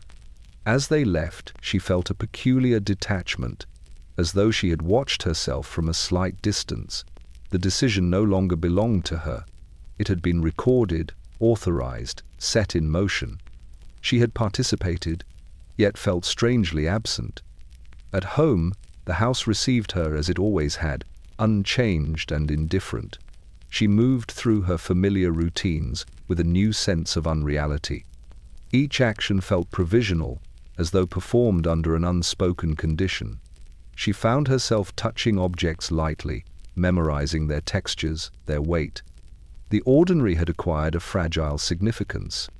Consent had been extended to her as a courtesy, not a power. It had allowed her the appearance of choice while ensuring the outcome remained unchanged. She understood this now, though the understanding arrived too late to alter anything. That night, as she lay awake, she considered how easily autonomy could be reshaped into agreement, how politeness could substitute for permission, how a life might be redirected without force, simply by presenting one path as inevitable and all others as unreasonable. She had consented. The word would be used often in the days ahead, spoken with confidence and reassurance. It would stand as proof that everything that followed had been done properly, respectfully, for her own good. What it would not reflect was the quiet narrowing she felt as the future closed in around her politely, efficiently, and without appeal. Reassurance arrived in layers, each one carefully applied to smooth the surface of what lay beneath. It came in voices softened by training, in phrases refined through repetition, in expressions that suggested concern without inviting doubt. Every word was chosen not to alarm, but to quiet, to guide her away from questions that might unsettle the course already set. The doctor spoke gently whenever her gaze drifted or her posture stiffened. He reminded her that anxiety was expected, even healthy, at this stage. Such feelings, he explained, were common in patients of her temperament: sensitive, conscientious, inclined to worry. The very fact that she felt uneasy confirmed the appropriateness of intervention. Calm, he assured her, would follow naturally. Her husband echoed these sentiments at home, though in a different register. He spoke of trust, of expertise, of progress. He assured her that she would be in capable hands, that she would soon feel relief from the strain that had weighed upon her for so long. His tone was affectionate, earnest. He wanted her to believe that everything was being done for her benefit. When she voiced uncertainty, it was met with understanding rather than engagement. There was no attempt to explore the source of her doubt. Instead, it was reframed as apprehension, an understandable reaction that required soothing, not discussion. She was encouraged to rest, to avoid overthinking, to place her confidence in those who knew better. The reassurance was relentless in its kindness. It left no room for confrontation. Each attempt she made to articulate her fear dissolved under a wash of comforting language. She was told that she was safe, that she was cared for, that she was fortunate to live in an age where such advances were available. Gratitude was implied, if not demanded. Even the details were softened. The doctor avoided technical terms unless necessary, preferring simpler phrases that minimized complexity. The procedure was described as brief, controlled, precise. Any mention of risk was couched in comparison, far safer than older methods, far less disruptive than continued suffering. The emphasis remained firmly on improvement. She noticed how often the word temporary was used: temporary discomfort, temporary confusion, temporary absence from routine. Each repetition suggested reversibility, a return to normalcy. What was not discussed was what constituted normal. or whether it would be the same as before. Reassurance also came in the form of routine. Instructions were delivered calmly, methodically. Eat lightly, sleep well, avoid exertion. These familiar directives offered a sense of continuity, as though what lay ahead was merely an extension of ordinary care. The extraordinary was disguised as procedural. Friends and acquaintances contributed unknowingly. When her husband mentioned the upcoming treatment, they responded with approving nods and stories of others who had benefited from medical intervention. Their confidence reinforced the narrative already forming around her. Improvement was expected. Resistance would have seemed ungrateful. She began to feel that her unease was an inconvenience rather than a warning. Each time she questioned herself, she recalled the gentle assurances offered by so many voices. Could they all be mistaken? The weight of collective confidence pressed down on her doubts, flattening them into silence. At night, alone with her thoughts, the reassurance echoed faintly, losing some of its polish. Without the warmth of voices and expressions, the words felt thinner, less convincing. She lay awake, considering the absence of any voice that asked her what she wanted. The reassurance had been plentiful, but it had never sought her consent beyond courtesy. Still, the next morning she rose and followed instructions. She packed what was suggested. She prepared the house as though for a brief absence. Each action felt rehearsed, guided by expectations set by others. The reassurance had done its work. It had smoothed the path forward, removing obstacles without ever acknowledging them. On the day she was to be admitted, the doctor greeted her with the same calm demeanor. He spoke softly, reminding her that everything was proceeding as planned. She nodded, absorbing the reassurance like a balm, even as a quiet part of her resisted being soothed. The gentle words continued as she was led down corridors and into waiting rooms. They accompanied her like a lullaby, steady and unchallenging. They promised peace, clarity, restoration. What they did not offer was a pause. Not once did reassurance invite reconsideration. It existed to carry her forward, to keep her moving, to ensure that nothing, least of all her own misgivings, might interrupt what had already been decided. And so she allowed herself to be reassured, because reassurance was easier than resistance, and because every gentle word made it just a little harder to turn back. There was no ceremony to mark the day, no solemn gathering, no whispered prayers, no raised voices to signal importance. The morning arrived like any other, grey and unremarkable, and the routine unfolded with practiced efficiency. This, she realized, was deliberate. Drama suggested danger. Calm suggested correctness. She was led through corridors that smelled faintly of soap and something sharper beneath it, the air cool and controlled.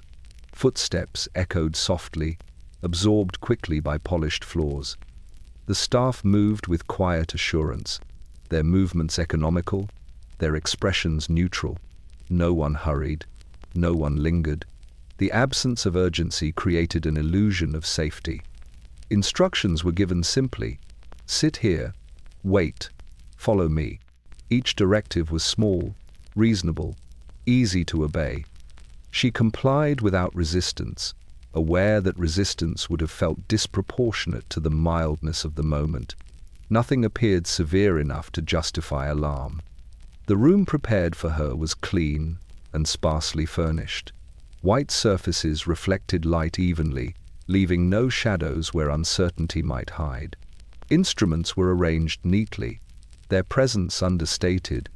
She noted them with detached curiosity, as though they belonged to a demonstration rather than an intervention. A nurse spoke to her briefly, her tone even and reassuring. She asked whether she was comfortable, whether she felt well enough to proceed. The question was phrased as confirmation, not inquiry. She answered as expected. Comfort, she understood, was relative. Her husband was present only briefly, offering encouragement that was warm but efficient. He squeezed her hand, told her he would see her soon. reminded her that everything would be all right. His confidence was steady, unshaken. He believed this moment marked the beginning of improvement. When he left, there was no sense of abandonment, only transition. Others took his place immediately, ensuring that she was never left alone long enough to think beyond the immediate next step. The process did not allow for reflection. It moved forward smoothly, like a well-rehearsed sequence. The doctor entered with minimal ceremony, greeting her as though this were an ordinary meeting. His manner was unchanged from previous visits, calm, professional, faintly encouraging. He reviewed her name, confirmed details, spoke of what would happen in general terms. There was no need for specifics, he said. Everything had been explained already. She noticed how often he used phrases that minimized significance. Just a moment, a simple adjustment. You'll feel nothing at all. The language smoothed the edges of the unknown, transforming it into something manageable, almost mundane. As preparations continued, she felt a strange detachment settle over her. The absence of drama made it difficult to grasp the gravity of what was occurring. This did not feel like a turning point. It felt like a procedure, one of many, routine and repeatable. She was guided onto the table gently, positioned carefully, as though comfort were the primary concern. Straps were applied without explanation, their purpose implied rather than stated. They were not tight, only firm enough to prevent movement. She did not protest. There seemed no reason to. The smell of ether reached her before she was told to expect it sweet, cloying, oddly comforting. It reminded her of medicine taken in childhood, of care administered without question. The association softened her instinctive apprehension.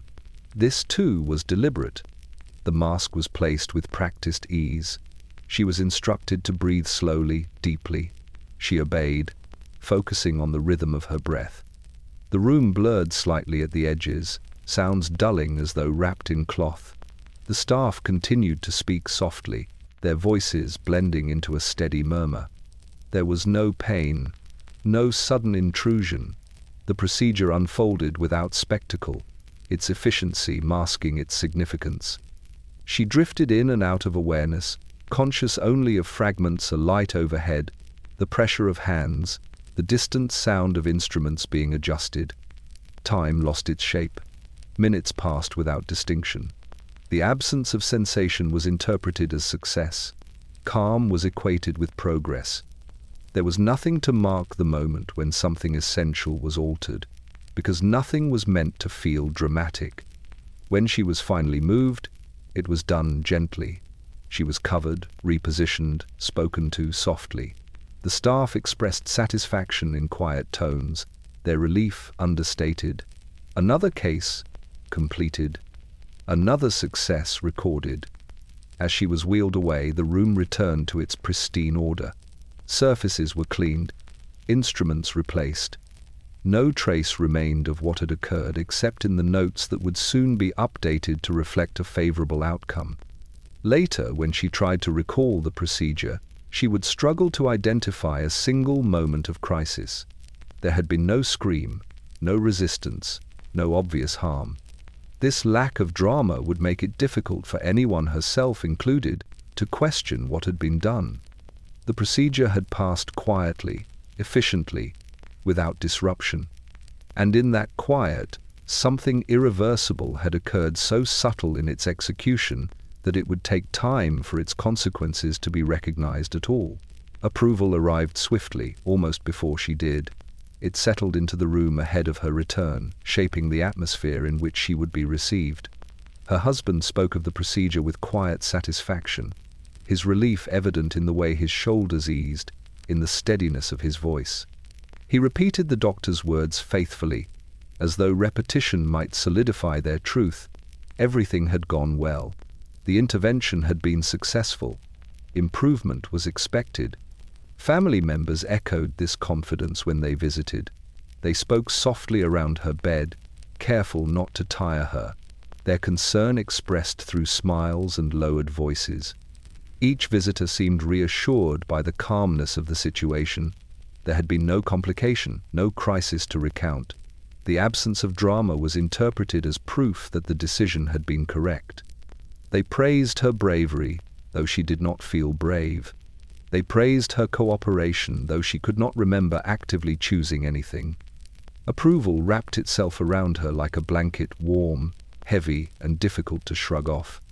It insulated those around her from doubt, leaving her with little space to express anything that did not align with their expectations. Her husband thanked the doctor again, speaking of gratitude and trust. He shook hands firmly, as though sealing a contract now fulfilled. The doctor responded with professional modesty, deflecting praise while accepting its substance. This exchange took place within her hearing, yet not for her benefit. It was reassurance exchanged between men, confirming that everything had been handled properly. When she attempted to speak tentatively, haltingly about how she felt, her words were received with indulgent smiles. Fatigue was expected. Confusion was temporary. Emotional flatness, the doctor explained, was a common phase of adjustment. These explanations were delivered kindly, but they carried finality. There was no suggestion that her experience might challenge the narrative already forming. Family members nodded along, relieved to have their concerns resolved so neatly. The explanations absolved them of responsibility. If what she felt was expected, then nothing further was required of them beyond patience. Improvement would come in time. She noticed how often the word better was used. Better soon, better than before, better suited to rest. The word floated around her, undefined yet authoritative. No one asked her to describe what better might mean to her. It was assumed that better was self-evident.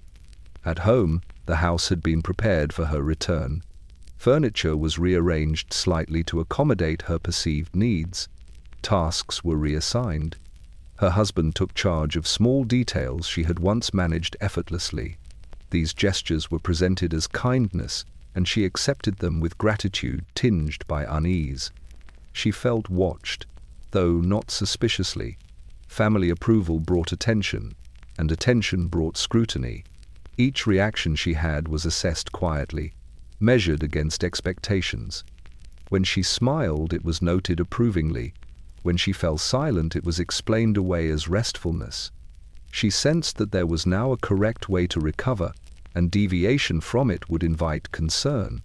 Concern, she had learned, could quickly become intervention. The approval was sincere. No one wished her harm. Yet it created a narrow path she was expected to follow, one paved with assumptions about who she should become.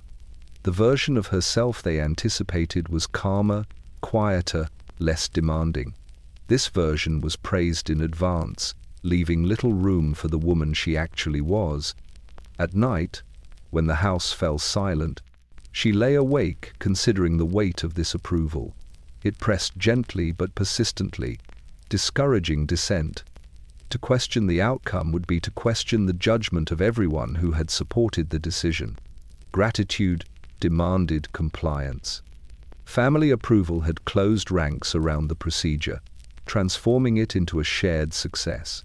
In doing so, it isolated her experience, making it difficult to articulate any sense of loss. The collective confidence drowned out the quieter truth stirring within her that something essential had been altered, and no amount of approval could restore it. Yet she remained silent. Approval had become another form of containment, holding her within expectations she did not yet have the strength to challenge. And so she accepted the smiles, the praise, the reassurance, knowing that to do otherwise would risk unsettling a peace built carefully, if precariously, upon her acquiescence. Night settled differently now. It no longer arrived as a gradual easing of the day, but as a distinct enclosure, drawing the world inward with quiet finality. The room assigned to her was dimly lit. The gas turned low, its glow softened by a glass shade that dulled edges and blurred corners. Shadows gathered patiently along the walls, unmoving, as though they had always been there and were merely waiting to be noticed. This was the night before her return home, though the word return felt imprecise. It suggested continuity. a resumption of what had been paused. What she felt instead was a suspension, as though she hovered between versions of herself, neither fully present nor entirely gone. The hours stretched thin, marked only by the distant footsteps of staff and the occasional murmur of voices beyond the door. She lay still, hands folded over the coverlet, aware of her body in a way that felt new and unfamiliar. Sensation arrived muted, as if filtered through layers of cloth. Her thoughts moved more slowly than she expected, drifting without urgency from one image to another. She noticed this with mild curiosity rather than alarm. Curiosity, she realized, had replaced concern. Earlier, a nurse had checked on her, speaking softly, adjusting the blankets. She had been told to rest, to allow the effects of the treatment to settle. Everything was proceeding as expected. The phrase had become a refrain, reassuring in its repetition. Expected outcomes required no interpretation. They simply unfolded. Alone now, she tried to recall the feeling of anticipation that had once accompanied nights like this, the quiet inventory of tasks for the next day, the faint anxiety of unfinished work. Those sensations did not arrive. In their place was a calm, so even it bordered on indifference. She acknowledged this without judgment.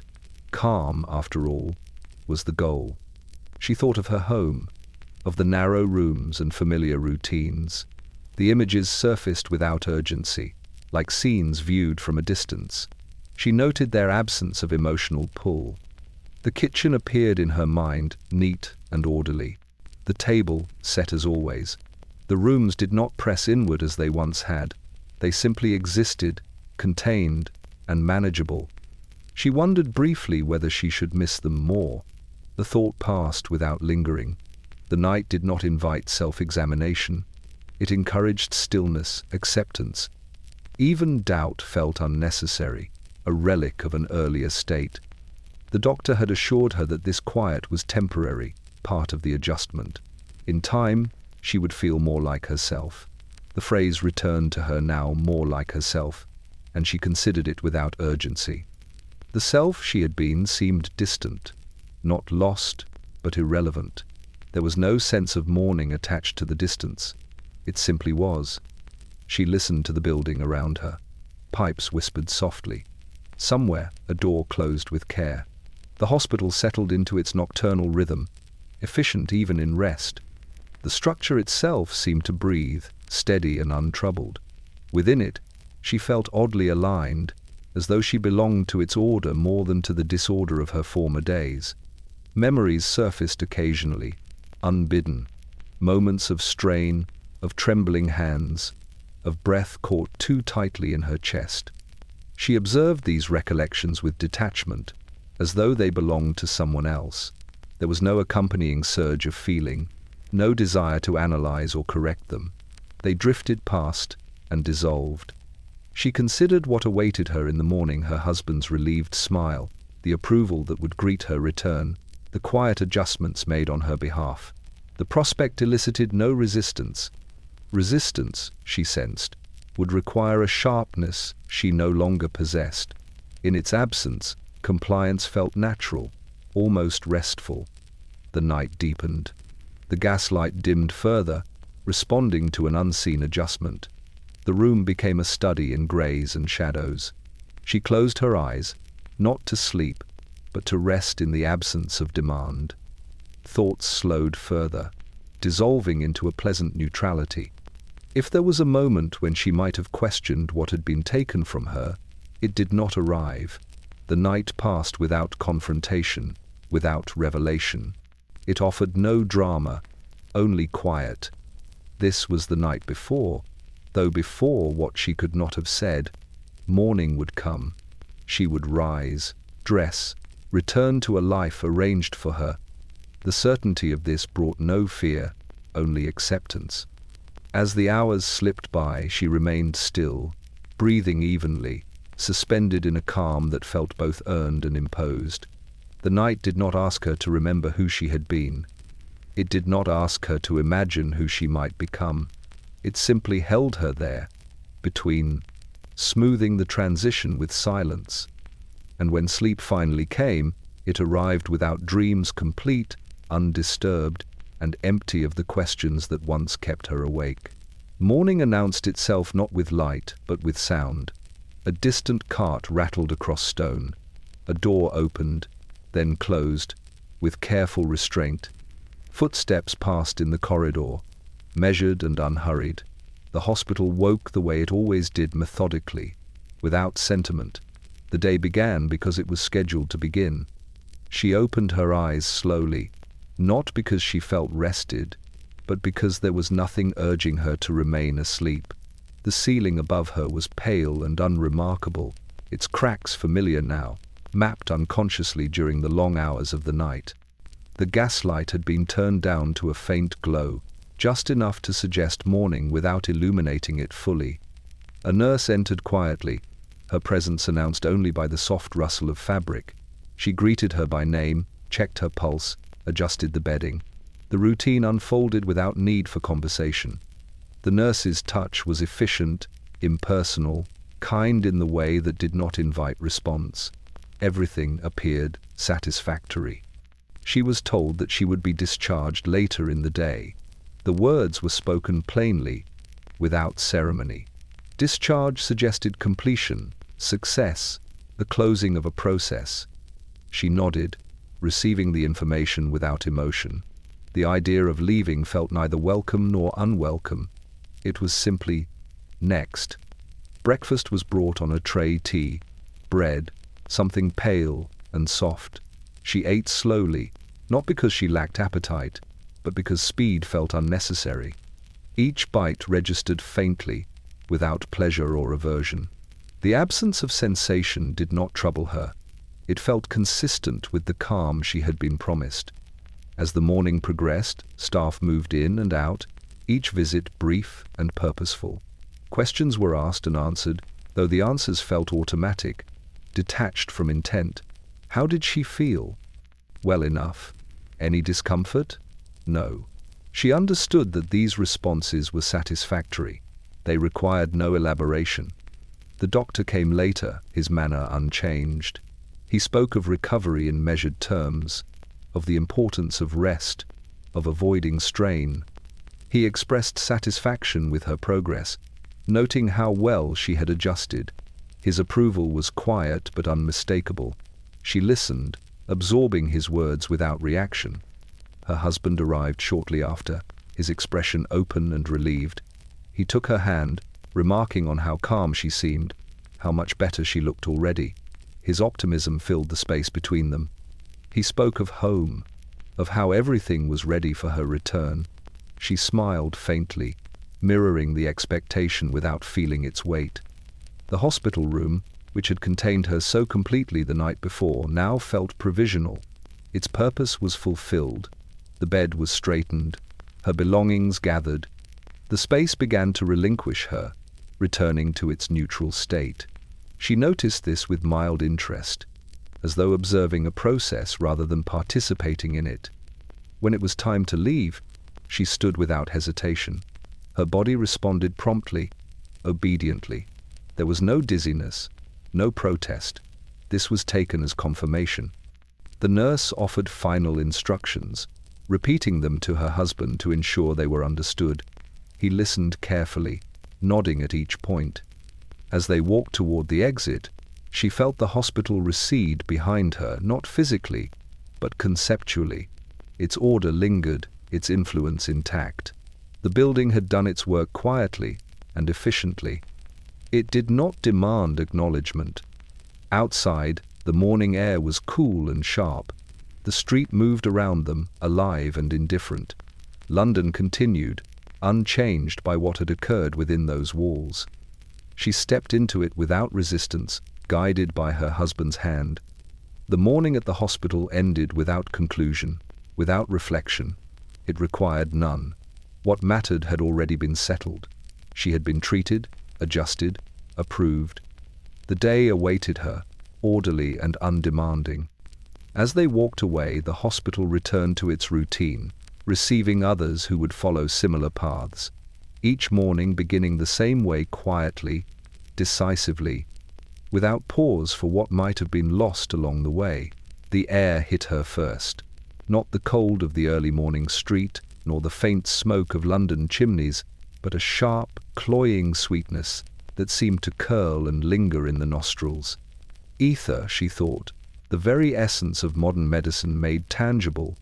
It was present before she even entered the room, subtle yet undeniable, mingling with the faint warmth of the gaslight and the antiseptic tang of polished floors. She paused at the doorway, adjusting her posture, as though the odor alone required attention. It was not unpleasant, exactly, yet it carried weight, an invisible force that marked the threshold between ordinary life and intervention. The room beyond was small, its furnishings sparse, each object carefully placed to avoid distraction. Light fell evenly, dulling edges and softening shadows. Everything here was deliberate, controlled, orderly. A nurse greeted her, voice low and practiced, offering reassurance with a smile that did not overstate its warmth. She moved with gentle precision, adjusting the bed, arranging blankets, ensuring comfort without inviting conversation. Her hands were efficient, methodical, almost mechanical, and she expected compliance rather than debate.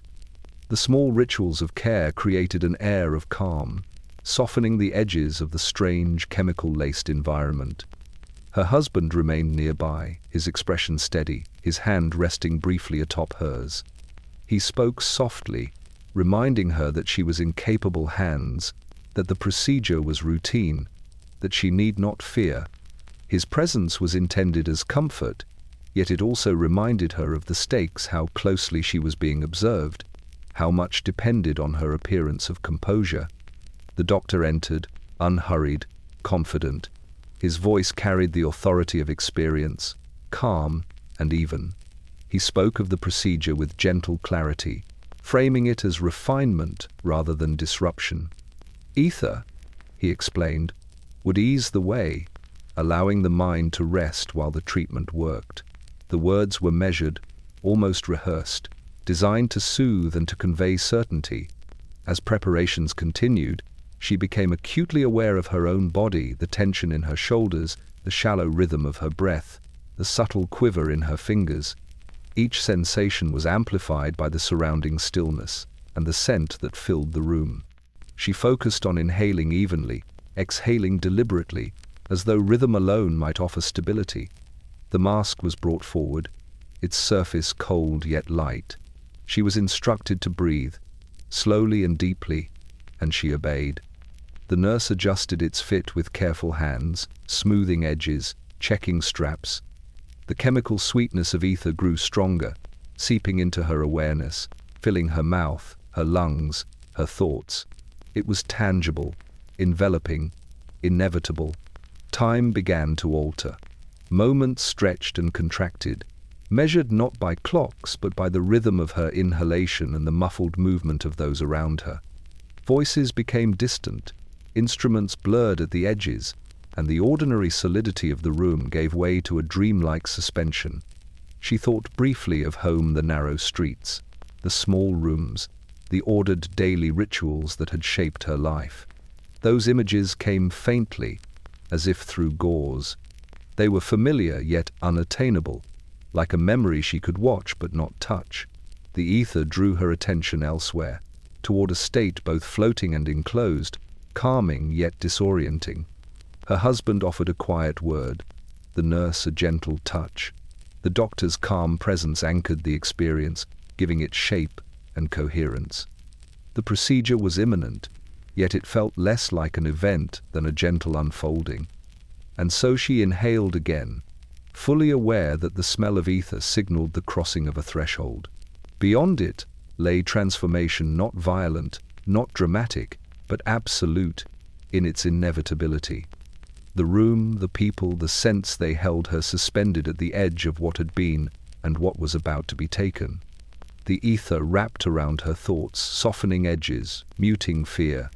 In its chemical embrace, she realized the simplicity and precision of what was to come. Nothing would announce the change with fanfare. It would arrive quietly, imperceptibly, carried on a sweet, lingering breath that promised calm and marked the beginning of erasure. The straps were applied gently, almost deferentially, yet with a firmness that allowed no hesitation. They wrapped around her wrists and ankles, around her torso, securing her to the narrow table. The sensation was not painful, only insistent, a reminder that motion would now be monitored, controlled, guided. She felt the smooth leather press against her skin, cool and unyielding, and instinctively adjusted her posture to accommodate its presence. No one raised their voice. There was no hint of alarm. The nurse moved with quiet precision, fastening each buckle in a sequence that seemed rehearsed and rehearsed again. Her hands were confident, knowing. Each adjustment was small, purposeful, necessary. The act of being restrained, she realized, was framed as protection, not punishment. It was not a threat but a safeguard, designed to allow the procedure to unfold with minimal disruption. Her husband hovered nearby, silent, his expression calm. He did not question the straps. He did not reach to intervene. His hand rested lightly on the edge of the table, a gesture of support rather than authority. He believed, fully, that this was the correct course, and that his trust should be mirrored by her compliance. She nodded faintly in acknowledgement, though the thought of resistance never occurred to her. The calm certainty of the room rendered objection unnecessary. The doctor spoke briefly, reassuringly, outlining the immediate steps. The straps, he explained, would ensure her safety, prevent accidental injury, and allow the treatment to proceed smoothly. His tone was soft, steady, without emphasis. Words carried weight not by force but by authority, and each phrase reinforced the inevitability of the next action. She lay back against the table, her body now partially immobilized, and felt a curious mix of calm and tension. Her heart beat steadily, yet faster than usual, her chest rising and falling with deliberate rhythm. She focused on breathing evenly, attempting to match the quiet cadence of those around her. Movement was impossible beyond the smallest gestures. Each subtle shift was noted immediately, corrected with a touch, a buckle, a whisper of instruction. Time became ambiguous. Minutes seemed to stretch, measured only by the gentle presence of the nurse's hands, the soft voice of her husband, the occasional nod from the doctor. Nothing happened suddenly. No shock, no jolt, no resistance was invited. The straps, firm yet patient, maintained her within a narrow boundary that neither threatened nor caressed, but simply contained. She became aware of her sensations with heightened clarity. The table beneath her, cool and unyielding, pressed against her back. The leather straps held her in place, constraining motion yet imparting a strange stability. The ether-laced air continued to fill her lungs, muffling the sounds of the room, softening edges. She felt simultaneously heavy and suspended, secure and vulnerable. Her mind wandered briefly to home, to the narrow corridors, the carefully arranged kitchen, the precise daily routines. Those worlds seemed distant, insulated by walls she could no longer enter, temporal spaces that had become irrelevant. Here, in this quiet, restrained moment, the world outside felt almost illusory, replaced by the singular reality of what was about to be done. She noted, with a quiet awareness, how ordinary fear had been neutralized. There was no panic, no desperate struggle, no impulse to resist. The straps, the voices, the room's calm efficiency, all conspired to remove the need for it. Compliance had been rendered natural, even inevitable. As the final adjustments were made, she exhaled slowly, matching the rhythm of the nurse's movements. Her hands, her arms, her legs, every part of her body were contained, yet the restraint carried no malice. It was an act of preparation, a quiet insistence on stillness, a prelude to the erasure that would follow. In that quiet, strapped moment, she understood that nothing about this was violent. Nothing about it demanded defiance. And yet, in the careful order of the room, in the calm efficiency of touch and buckle, she felt the inevitability of what was to come. She was held firmly, safely, and irreversibly at the edge of transformation. The surgeon entered the room with a quiet authority that seemed to reshape the space itself. He did not speak loudly, nor did he gesture broadly. Every movement was economical, deliberate, measured, as though the very act of presence carried reassurance. His coat, pressed and spotless, suggested preparation without ceremony. He carried with him the weight of experience, an invisible assurance that everything here would proceed exactly as intended. She noted his hands first. Strong, steady, precise, each movement a promise of control. When he placed them briefly on the table, adjusting instruments, he did so with a care that disguised the inevitable. There was no abruptness, no urgency, only certainty. In his calm, she found herself quieting as well. The room, already subdued, seemed to breathe in rhythm with his presence. The surgeon spoke, but only when necessary. His words were chosen for clarity, for subtle persuasion rather than admonition. "Everything is ready," he said softly, not to startle but to orient. "You need only remain still. We will take care of the rest." The instruction felt less like an order and more like a description of what was inevitable. Stillness was no longer a request. It was part of the architecture of the room, part of the procedure itself. He checked the straps once more, inspecting them with meticulous attention. "Secure," he murmured to himself, as though confirming not only their function but the broader alignment of events. The straps, previously applied with care, now carried the authority of his judgment. Motion was contained, and with it, uncertainty. Her husband stood silently beside her, his hand occasionally brushing hers in quiet reassurance. He observed the surgeon with deference, aware that the man's confidence was the final arbiter. His approval, though unspoken, reinforced the weight of inevitability. She, too, felt the gravity of this certainty. Resistance was not considered, for it seemed both unnecessary and inconceivable in the presence of such composure. The surgeon's confidence extended beyond gestures. It was embedded in timing, in the measured way the room's attendants moved, in the absence of hesitation.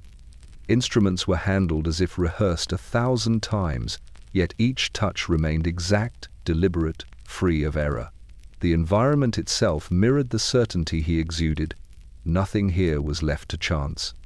He leaned forward slightly, speaking quietly to her again. "You may feel a brief sensation, nothing more.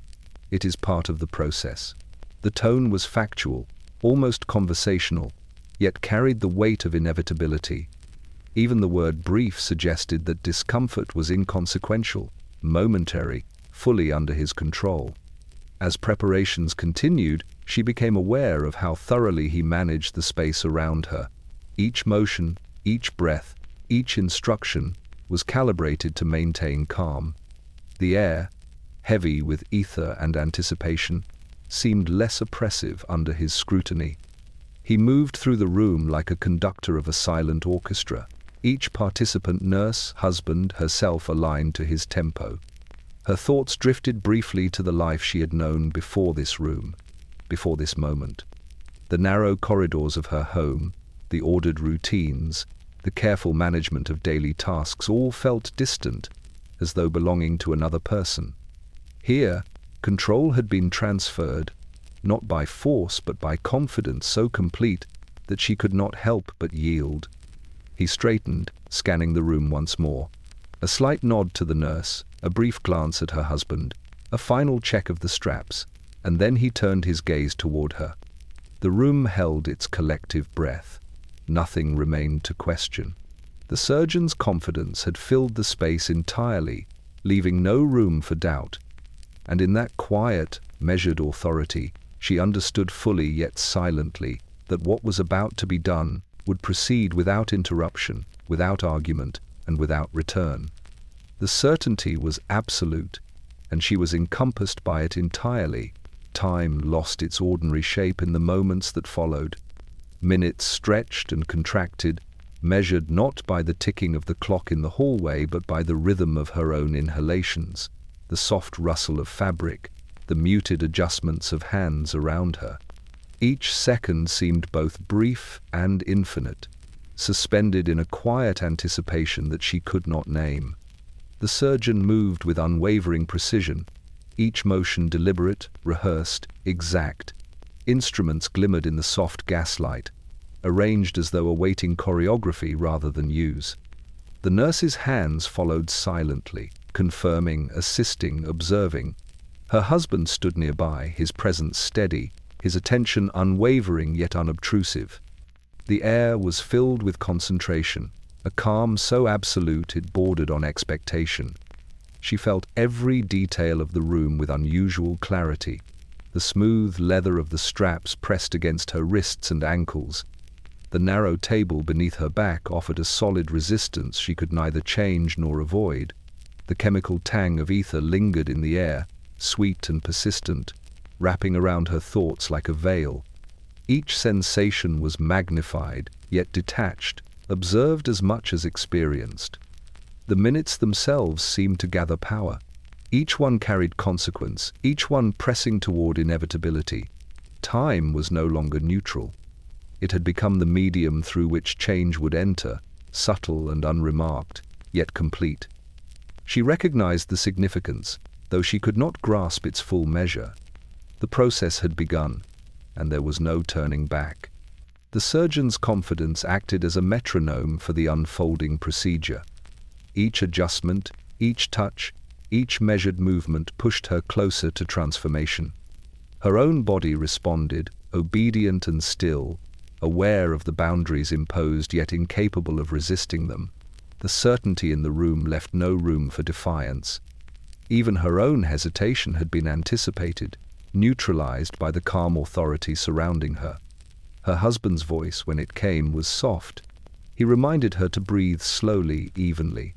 His reassurance was precise and measured, a reinforcement of what had already been established.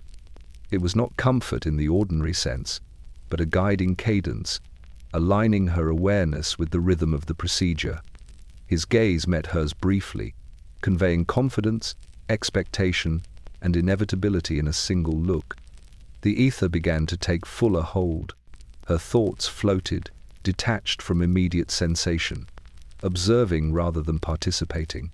She felt herself on the threshold between presence and absence, fully conscious yet partially withdrawn.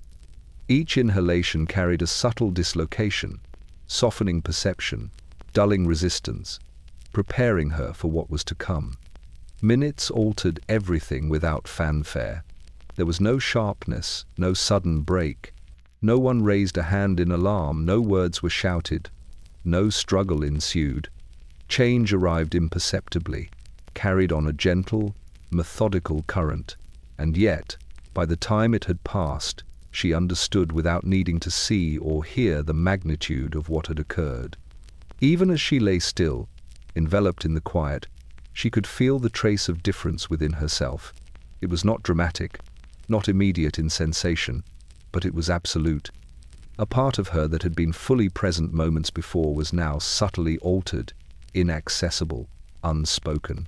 The room, the ether, the surgeon, the straps all had conspired with quiet inevitability. When the minutes finally ended, the air seemed to settle. Movements slowed. Instruments were returned to their places. The nurse adjusted blankets and offered a gentle reassurance. Her husband's hand rested lightly over hers again, steady and familiar. Everything appeared as it had before, yet nothing remained unchanged. The minutes that had passed held their work silently, leaving her altered in ways that words could not yet name. Outside, the city continued unaltered, oblivious to the quiet transformation that had occurred behind closed doors. Inside, she lay still, suspended between what had been and what could never return. Consciousness itself seemed to bend in that small, quiet room. Her thoughts, once continuous and deliberate, began to falter, folding in on themselves like pages pressed together too tightly. Ideas that had formed clearly a moment before now drifted away, ephemeral as smoke, leaving only fragments behind. Each attempted memory or plan dissolved under the soft insistence of the ether and the measured authority surrounding her. She noticed first that sequences of thought no longer held their usual shape. A plan for the day, once easily traced from task to task, became a series of scattered impressions. The morning's routines, breakfast, tidying, the careful arrangement of rooms slipped away into abstraction, as if she were observing them from a distance rather than inhabiting them directly. Her mind continued to function, but with a strange emptiness at its core. The straps pressed gently, restraining movement but also framing stillness as a necessary condition. She could wiggle her fingers slightly, shift a shoulder, turn her head, yet the range of freedom was carefully bounded. Each small adjustment was noted and corrected, so that even the act of breathing became a measured rhythm. In this control, she felt a peculiar sort of safety, even as it amplified the strangeness of the unfolding experience. The surgeon worked with calm precision, his hands and instruments moving as if part of a choreography she could barely perceive. Each motion, each adjustment, reinforced the inevitable course. She tried to focus, to assemble her scattered thoughts, but they dispersed like fine dust before her concentration. Awareness remained, but comprehension wavered. The mind that had once organized so effortlessly now hesitated at every turn. Her husband's voice, quiet and measured, reached her intermittently. He spoke of calm, of expected outcomes, of relief to follow. The sound was familiar, comforting, and yet it did not anchor her as it might have before. The words arrived as if filtered through layers she could perceive but not fully respond to. They were guidance and confirmation rather than dialogue. The ether thickened, a sweet presence in the air and in her lungs. Each inhalation brought a soft detachment, a subtle dissociation from the self she had known. Thoughts became lighter, less precise, drifting past in fragments. She attempted to retain a memory of home, the narrow hallways, the careful arrangement of furniture, the rhythm of domestic life. But these images arrived hazily, blurred, insubstantial. Even as comprehension faltered, the room maintained its order. Nurses moved quietly, adjusting blankets, checking straps, monitoring the subtle signals of the body she still inhabited. The surgeon's calm hands guided the procedure, methodical and unwavering, each movement precise. Time existed only in segments, each one marking progress while leaving her sense of continuity behind. In the intervals between adjustments, she sensed a profound absence, not of sensation, exactly, but of agency. The mind that had once chosen, weighed, and anticipated now experienced motion without direction. Perception remained, but self-determination receded. Decisions were implicit in the movements around her, in the cadence of instruction, in the careful application of technique. The minutes stretched onward, neither short nor infinite, carrying the silent work of alteration. When the procedure concluded, it was without dramatic announcement.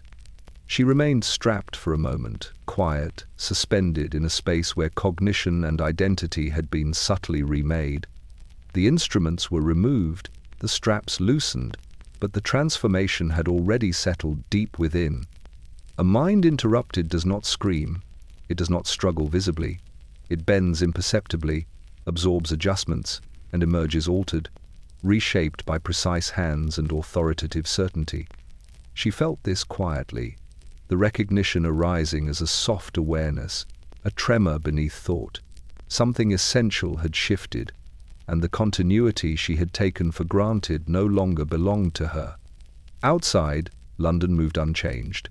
Inside, she lay still, suspended, a consciousness partially present, partially receded.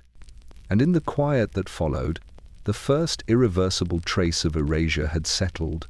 There was nothing violent in the procedure, no sudden jolt, no sharp cry, no struggle that could mark the passage of what was being done.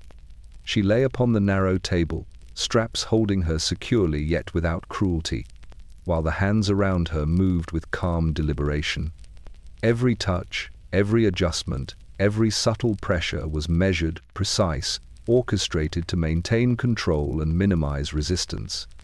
The absence of struggle, she realized, made the transformation almost imperceptible. There was no drama to mark the moment when something essential within her shifted. The mind, once active and layered with thought, now drifted in a softened space, observed and guided but largely excluded from decision. Even the tremors that had once indicated nervousness faded, absorbed into the stillness that was expected and enforced. Her husband remained at her side, quiet, watchful. His presence was steadying, almost reassuring. He did not speak beyond the occasional soft word, nor did he reach to interfere. His confidence in the process communicated certainty, and certainty suppressed objection before it could even form. The very calmness he embodied created the conditions in which her compliance was natural. The surgeon and nurse moved around her with the quiet authority of experience. Each adjustment of instruments, each soft word of instruction, each measured motion of hand or tool reinforced the inevitability of what was occurring. She did not resist, nor did she consider it necessary. There was no need to struggle when everything proceeded with such careful predictability. The procedure had been framed as refinement, a gentle correction, rather than an act of removal. Time itself became fluid, measured only in the rhythm of her breathing and the soft movements around her. Seconds passed like threads, woven into the calm pattern of the room. She noticed them, but with a detachment that was new. Awareness remained, but it no longer dictated action. She was present, and yet the self that once made decisions, that had once anticipated, that had once guided each motion, now observed more than participated. The ether, sweet and enveloping, dulled her perception of the edges of the room, softening the contrast between presence and absence. Thoughts that might have resisted or questioned were muted, flattened beneath the chemical and procedural authority surrounding her. The world was orderly, predictable, and calm, and within this order, her compliance became effortless. She tried briefly to focus on a memory, on a sensation of home, on the rhythm of her life before the room and the straps and the ether had claimed it. The attempt was gentle, like trying to hold water in cupped hands. Her recollections surfaced hazily, fragmented, insubstantial. Even her emotions were softened, moderated. Fear was tempered, anticipation muted. The mind, she realized, was quiet in obedience. No voice rose. No instruction demanded her protest. The absence of struggle created an illusion of ease. To the observers, everything appeared under control, precise, serene. Her body did not resist. Her mind did not scream. And in this seeming tranquility, the erasure continued, unmarked by the signs that might have betrayed it. When the procedure concluded, the transition was subtle.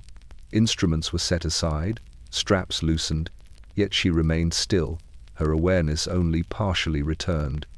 Nothing in the room suggested the magnitude of what had occurred. The absence of crisis made recognition difficult. Change had been achieved without spectacle, quietly, absolutely, leaving her present yet fundamentally altered. In the silence that followed, she understood that the lack of struggle did not indicate safety or triviality. It indicated control, thorough and complete. What had been altered within her would not announce itself with cries or resistance. It had been accomplished with calm authority, methodical precision, and the quiet inevitability of expertise. And in that quiet, she began to sense the weight of absence settling over her mind. The final touches were applied with the same deliberate care that had governed every preceding motion. The surgeon's hands moved steadily, suturing with precision, each stitch placed with exacting attention. The leather straps had been loosened only enough to allow the careful adjustment of her body, yet her position remained constrained, her movements measured and minimal. There was no rush, no sudden gestures, no sign of haste. Everything was considered methodical, complete. She felt the subtle pressure of the sutures, each one a tiny intrusion, yet their presence carried no immediate pain. It was as though her body had been partitioned into segments, each part observed, adjusted, and then secured into place. The sensation was unusual, a mixture of weight and lightness, a constant reminder of the intervention that had already altered her mind, even before this final act of physical closure. The room itself seemed to mirror the surgeon's composure. Instruments were aligned neatly on the tray, glinting faintly in the subdued gaslight. The nurse moved with soft efficiency, checking each stitch, smoothing blankets, confirming alignment. There was a rhythm to their motions, a quiet choreography that conveyed authority and assurance. The air, still tinged with the sweetness of ether, was now laced with a sense of completion, a faint hint of antiseptic sharpness reinforcing the boundaries of the space. Her husband watched closely, though without interference. His face was composed, his expression relaxed yet attentive. He seemed to trust implicitly in the skill and judgment of those around her, and that trust reinforced the inevitability of the procedure's outcome. His presence was a quiet anchor, steadying and confirming, yet it also underscored the diminution of her own agency. Approval had been earned, but at the cost of independence. The surgeon spoke sparingly, only to indicate the placement of a final stitch or to request a subtle adjustment in posture. His words were calm, measured, and free from alarm. They guided rather than commanded, reinforced the order of the room, and confirmed the correctness of each action. In their soft cadence, she could sense the satisfaction of a task executed with exactitude. Every motion, every decision, every adjustment had been performed as intended. She observed her own body carefully, noting the slight resistance of her muscles, the way her limbs lay against the table, the faint pressure of stitches along the areas that had been altered. These were tangible marks of a process already complete in mind, now completed in body. They carried an authority of their own, physical proof of the procedure's thoroughness, an outward manifestation of the changes that had begun invisibly within her consciousness. Time seemed to expand in these final moments. Each stitch was deliberate, each breath measured. There was no rush, and yet each moment was heavy with significance. She could feel the weight of her transformation in the minutiae, the subtle pull of thread, the careful alignment of limbs, the quiet efficiency that suggested permanence. Her thoughts drifted, not with fear, but with a detached awareness. Memory and expectation felt distant, like a room glimpsed through fogged glass. The house she had known, the routines she had followed, the self she had inhabited, all of it felt part of another life, one now compartmentalized, observed, and adjusted by others. She was present, yet removed. When the final stitch was tied, the surgeon leaned back, his expression composed, eyes scanning the work with professional satisfaction. The nurse nodded, confirming completion, smoothing the blankets once more. The air in the room seemed to exhale, softening, as though acknowledging the conclusion of a precise, carefully controlled operation. It was over, and in the quiet that followed she lay still, aware that everything had been done exactly as intended. Stitches marked the surface of her body, but it was satisfaction, calm, methodical, absolute, that marked the invisible interior. The procedure was complete, and the work of erasure, subtle and thorough, had reached a point from which nothing would fully return. The final annotation was made with the same quiet authority that had guided every stage of the procedure. Ink flowed smoothly across the page, marking completion, confirming observations, sealing the record. Each word, each phrase, carried weight far beyond its appearance on paper. Successful, the single word settled over her existence, like a verdict pronounced without ceremony, its authority absolute. She lay quietly, strapped no longer to the table, yet still bound by the implications of what had occurred. The nurse had adjusted the blankets one final time, checking her alignment, smoothing the covers with a gentleness that was professional yet unyielding. The surgeon had straightened, tucked instruments away, and nodded to the attending staff, a gesture that confirmed both completion and correctness.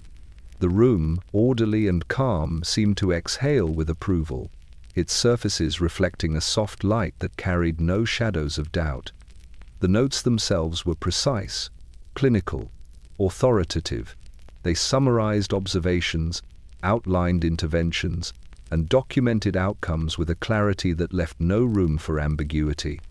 The trembling she had felt, the fatigue, the anxiety, the minor disturbances of thought, all had been catalogued, translated into the language of medicine.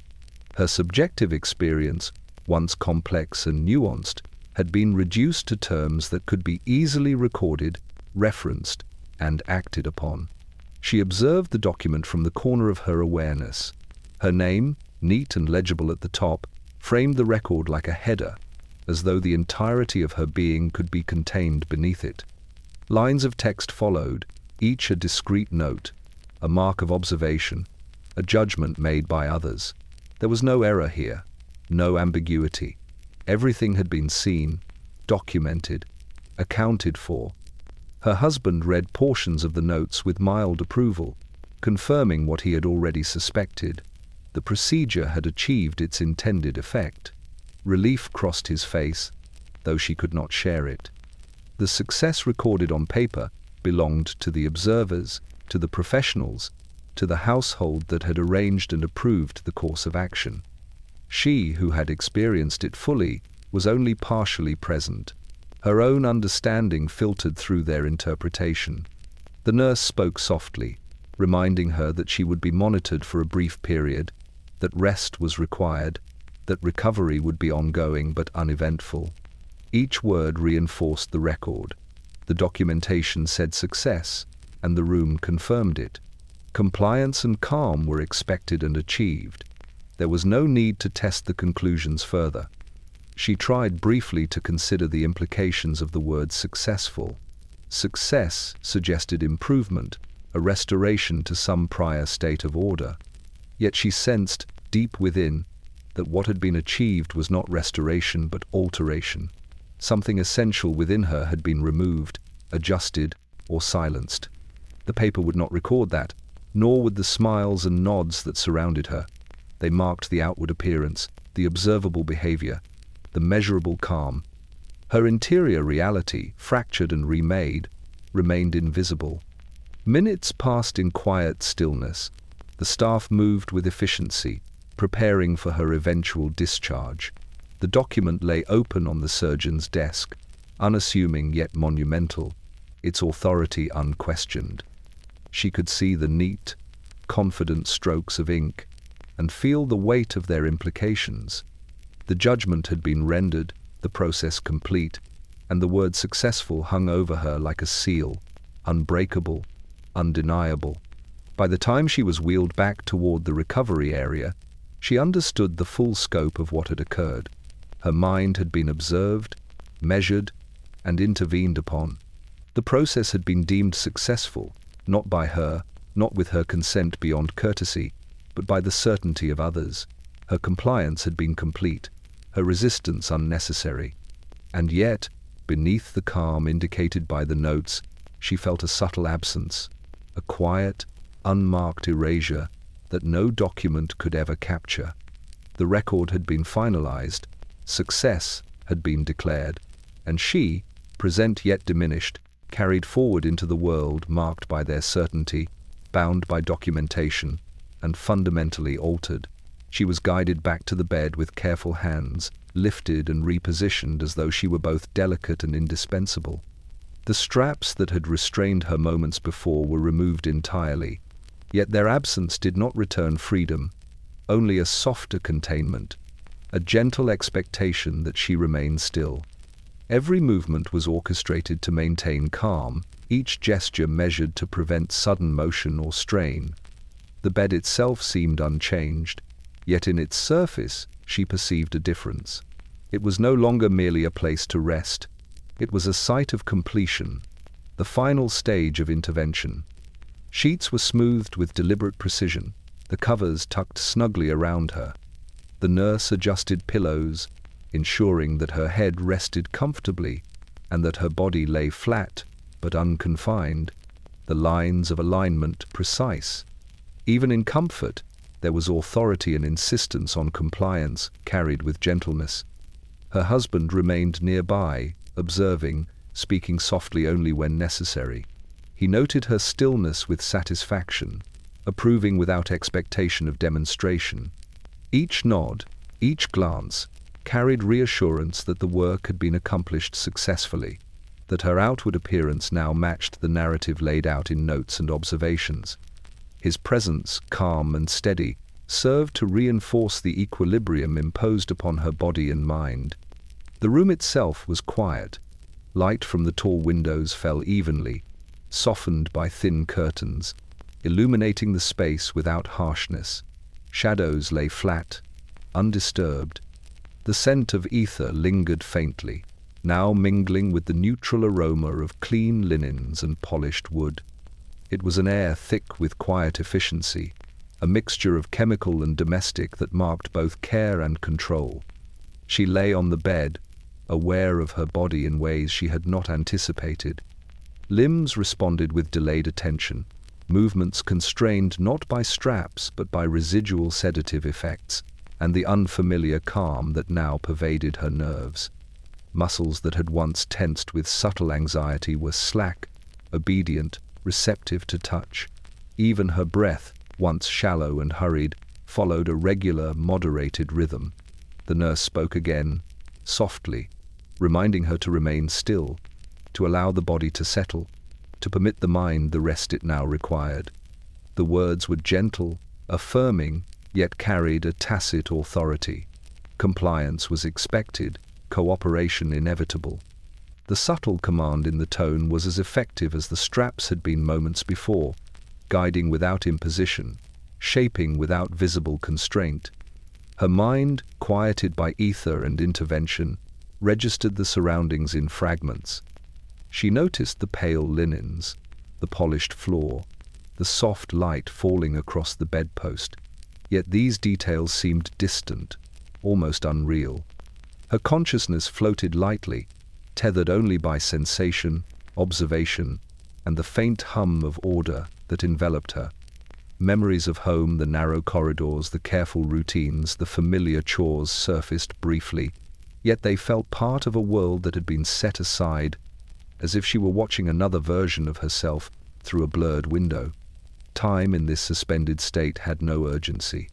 The minutes stretched without pressure, measured only by subtle adjustments, pillow here, blanket there, a whispered word. Each act reinforced the calm, the stillness, the post-procedural expectation. The bed, once merely functional, now became an instrument of containment as well as comfort, holding both body and mind in quiet equilibrium. Her husband's eyes met hers occasionally, conveying reassurance, approval, and relief.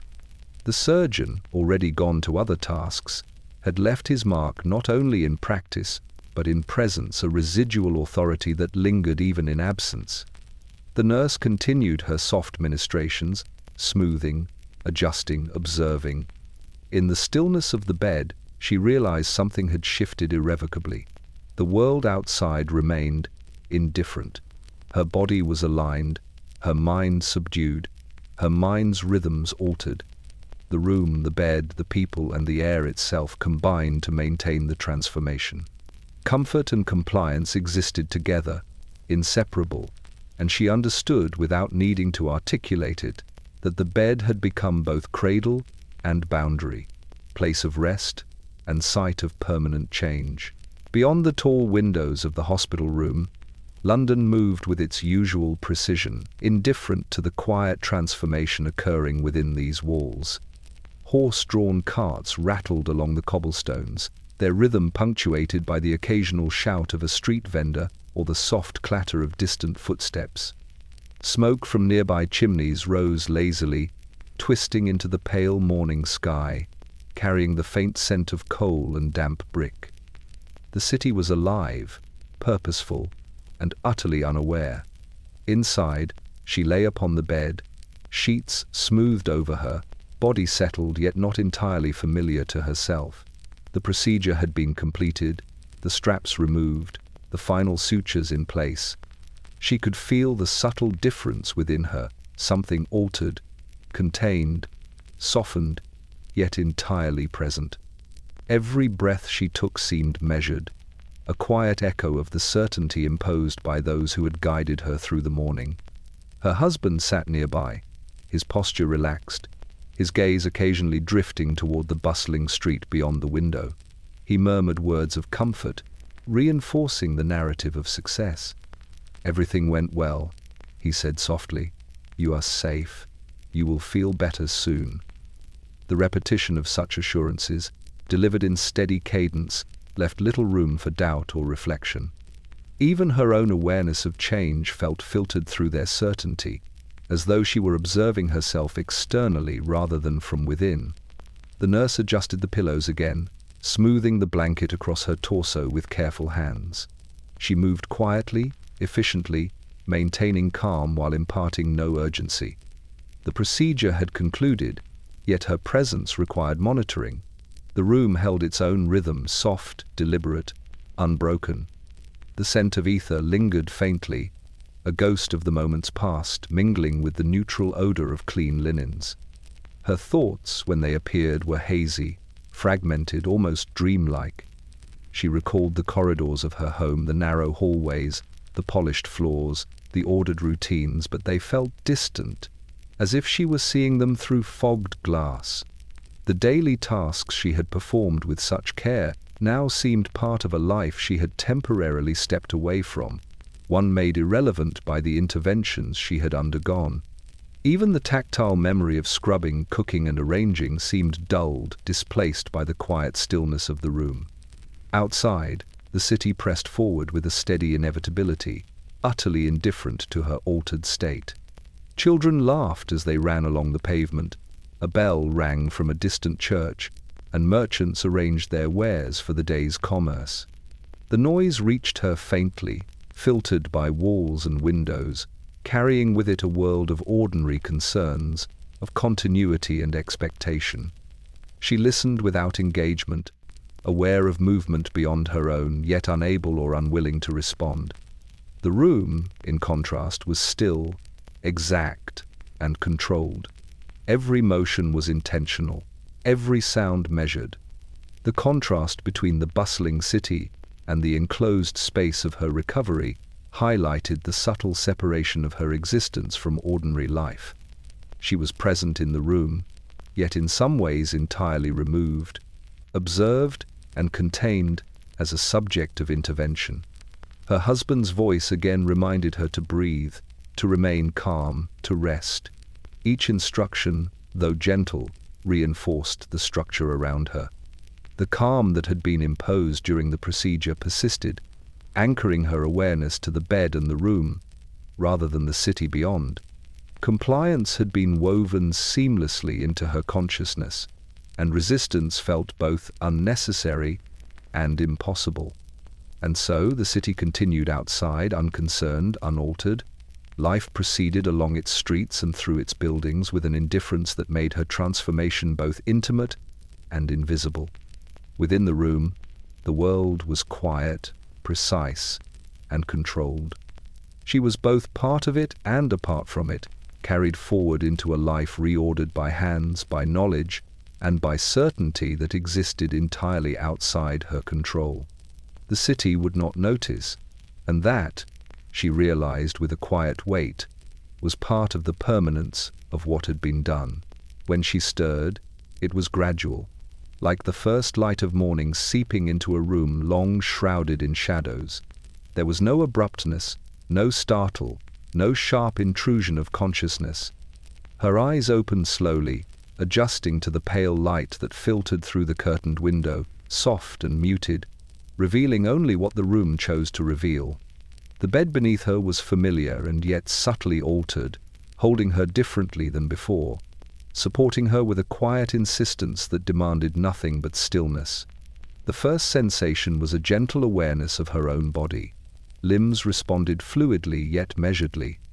Her hands rested lightly upon the sheets, the weight of them registering in a way that was new, controlled, calm, almost distant. There was no panic, no shiver of resistance. Even the faint trembling that had previously accompanied fatigue had vanished, smoothed into a quiet, almost imperceptible hum beneath her consciousness. The nurse was already present, seated nearby, her voice low and steady. She asked simple questions. "How do you feel? Are you comfortable?" Each inquiry carried the weight of reassurance, as if the act of asking itself could confirm the restoration of calm. She answered quietly, deliberately, aware that her responses would be noted, recorded, and interpreted. The nurse's presence was unobtrusive yet absolute, a steadying force that allowed no room for sudden movement or thought that might disrupt the careful equilibrium. Her husband watched from a chair at the bedside, silent, composed, his gaze steady. When he spoke, it was only to remind her to breathe, to reassure her that she was safe, that everything had gone precisely as intended. His voice, familiar and warm, anchored her awareness, reinforcing the calm that had been introduced during the procedure. The subtle pressure of his hand over hers was both comforting and a reminder. Her compliance, her quiet stillness, was observed and valued. The room itself held a meticulous order. Sheets were tucked, pillows arranged, instruments removed and returned to their places. Light fell evenly, shadows muted, surfaces reflecting cleanliness rather than chaos. Even the faint scent of ether lingered, subtle now, a ghost of the moments past, carrying with it both memory and authority. It was present but contained, reminding her without startling, marking the space as one of observation, care, and control. Her thoughts arrived slowly, hesitant, and measured. She remembered the corridors of her home, the narrow staircases, the careful arrangement of furniture, the rhythm of daily chores, and she realized how distant those routines had become. The tasks she had performed, once mundane and self-directed, now felt almost abstract, part of a previous life observed from afar rather than actively inhabited. Memory, like sensation, was muted, filtered through the lens of altered consciousness. The doctor appeared briefly, moving through the room with calm precision. He checked notes, confirmed her condition, and spoke gently of progress. Words like stable, improved, and calm were repeated, creating a rhythm that seemed to seep into her awareness. The language itself reinforced the state in which she now existed, a quiet confirmation of the work done, the intervention complete. Time passed without urgency. Minutes drifted slowly, marked only by the subtle movements of the staff and the faint sounds of the hospital beyond the walls. She remained lying in the bed, present yet partially removed, aware but not entirely engaged with her surroundings. Calm had settled deep within her, replacing the nervous tension, the fatigue, the uncertainty that had defined her days prior to the procedure. And in this awakening without alarm, she understood something she could not articulate. She was herself, yet she was not. The quiet authority of the room, the measured care of the attendants, the calm confidence of her husband, and the lingering presence of medical certainty had all conspired to carry her into a state that was both serene and unrecognizable. She lay still, breathing evenly, enveloped in a calm that was absolute, complete, and quietly irreversible. Her husband's voice was soft, the words intended to reassure, to coax, to anchor. "See," he said quietly, "everything is as it should be. You're calm now. You'll feel better each day." He smiled, carefully measured, the expression of relief mirrored in his eyes. She returned a smile in kind, yet it did not reach the parts of her that once held warmth, recognition, and shared understanding. It was a smile of compliance, of acknowledgement, practiced as one might rehearse a line, neat and acceptable, yet hollow beneath its surface. She felt its dissonance immediately. Muscles along her cheeks responded mechanically, lips curving outward in imitation of emotion. But the eyes, the windows she had once relied upon to communicate feeling, remained quiet, controlled, unreadable. There was awareness, yes, but it was tempered, distant, as if observing the action from just beyond her own self. The smile existed because it was expected, because it had been trained into her body and her habits, and because the room demanded it. The nurse standing nearby noted the expression without comment. To her, the outward display was sufficient. The mind beneath it, its subtle tremors, its hidden anxieties, its quietly altered perception, was neither visible nor necessary. The nurse's concern lay with observable compliance, with signs of physical stability, with the assurance that the procedure had achieved its intended effect. In this focus, her interior world became irrelevant. Her husband's satisfaction was apparent. He had expected improvement, and improvement had arrived in the forms he could recognize: steady breathing, controlled movements, measured speech, and yes, the outward semblance of a smile. That smile, even if incomplete, was evidence enough. It was tangible, interpretable, comforting. To him, it confirmed the efficacy of the treatment, the correctness of his choices, the wisdom of trusting medical authority. She noticed how much energy it took to maintain even this hollow expression. Muscles, previously unconscious in their motion, now operated with conscious attention. Each blink, each slight movement of the mouth was deliberate. Awareness hovered over these gestures like a thin veil, creating a dual reality, outwardly compliant, inwardly observant. The act of smiling became a performance, a ritual marking her return to acceptability, while internally she experienced detachment. Outside the window, the city continued its indifferent rhythm. Horse-drawn carriages rattled along the cobblestones. Vendors called their wares. Children laughed in the street. The world went on as it always had, oblivious to the subtle transformations that had occurred within her. The smile she offered to her husband and to the nurse was a private concession to expectation, a marker of obedience to the invisible authority that had reshaped her consciousness. She attempted briefly to summon a memory of spontaneous emotion, a recall of laughter or delight. It came fragmented, fleeting, incomplete. The mind that had once generated warmth effortlessly now experienced it as a faint echo, faint enough to be noted but too fragile to sustain. The smile, though correct in form, carried none of the vitality that once accompanied it. Her husband, unaware of this inner hollowness, continued to speak reassuringly, commenting on the calmness of her expression, the steadiness of her breathing. The nurse moved about efficiently, checking vitals, adjusting blankets, observing without interpretation. Approval, satisfaction, and relief surrounded her, creating a space in which she could comply perfectly and remain entirely unseen. And so she smiled again, for him, for the nurse, for the room.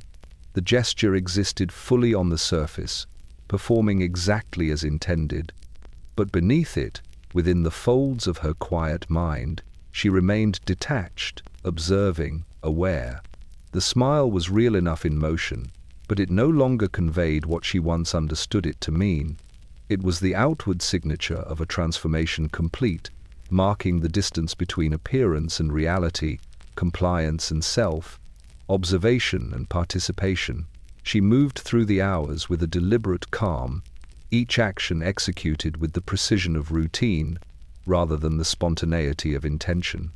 Breakfast was served at the appointed hour, tea poured carefully into cups placed just so. The motions were exact, predictable, and without hesitation, a choreography refined over decades but now executed with a mechanical serenity that went beyond habit. There was no urgency, no tremor of indecision, no fleeting lapse of attention. She performed her role as housewife with a quiet perfection that left observers reassured, yet unaware of the subtle absence beneath the surface. Her body, once animated by fatigue and nervous energy, now carried a new steadiness, Hands that had trembled slightly in the morning's preparation remained still, muscles relaxed yet responsive. Every gesture was measured. Even the soft movements of her head or the shift of her weight were calculated to align with expectation rather than impulse. The quiet efficiency was remarkable, almost unnatural. Observers noted only the outward appearance of composure. Her husband watched with approval, nodding occasionally as she moved. He remarked softly on the smoothness of her motions, the serenity that seemed to pervade her presence. His satisfaction reinforced the household's perception that the procedure had been wholly successful. The quiet housewife, they observed, was exactly what they expected: calm, competent, untroubled, and entirely compliant. She walked through the familiar rooms with awareness sharpened not by reflection but by the subtle weight of observation. Each corridor, each door frame, each carefully arranged piece of furniture became a measured path to follow. There was no error, no hesitation. She cleaned, tidied, and adjusted with the precision of a well-oiled routine, a perfection that concealed the absence of thought beneath its surface. Her movements were correct, her presence expected, yet there was an underlying hollowness, a quietness that was complete and absolute. The servants moved around her with deference, offering assistance when needed, but leaving her space to perform the tasks she had always executed. Even their eyes, trained to observe nuance, found only the outward motions of efficiency. They did not notice the absence of the nervous energy that had once shaped her steps, the faint unrest that had once lingered in the angles of her posture. They were unaware that this calm was not born of satisfaction or peace, but of intervention, of measured control imposed from outside. Meals passed without incident. Conversation was minimal yet polite, guided by social expectations and the subtle rhythms of domestic life. She responded to queries with the precise tone expected, her words measured, neither too fast nor too slow.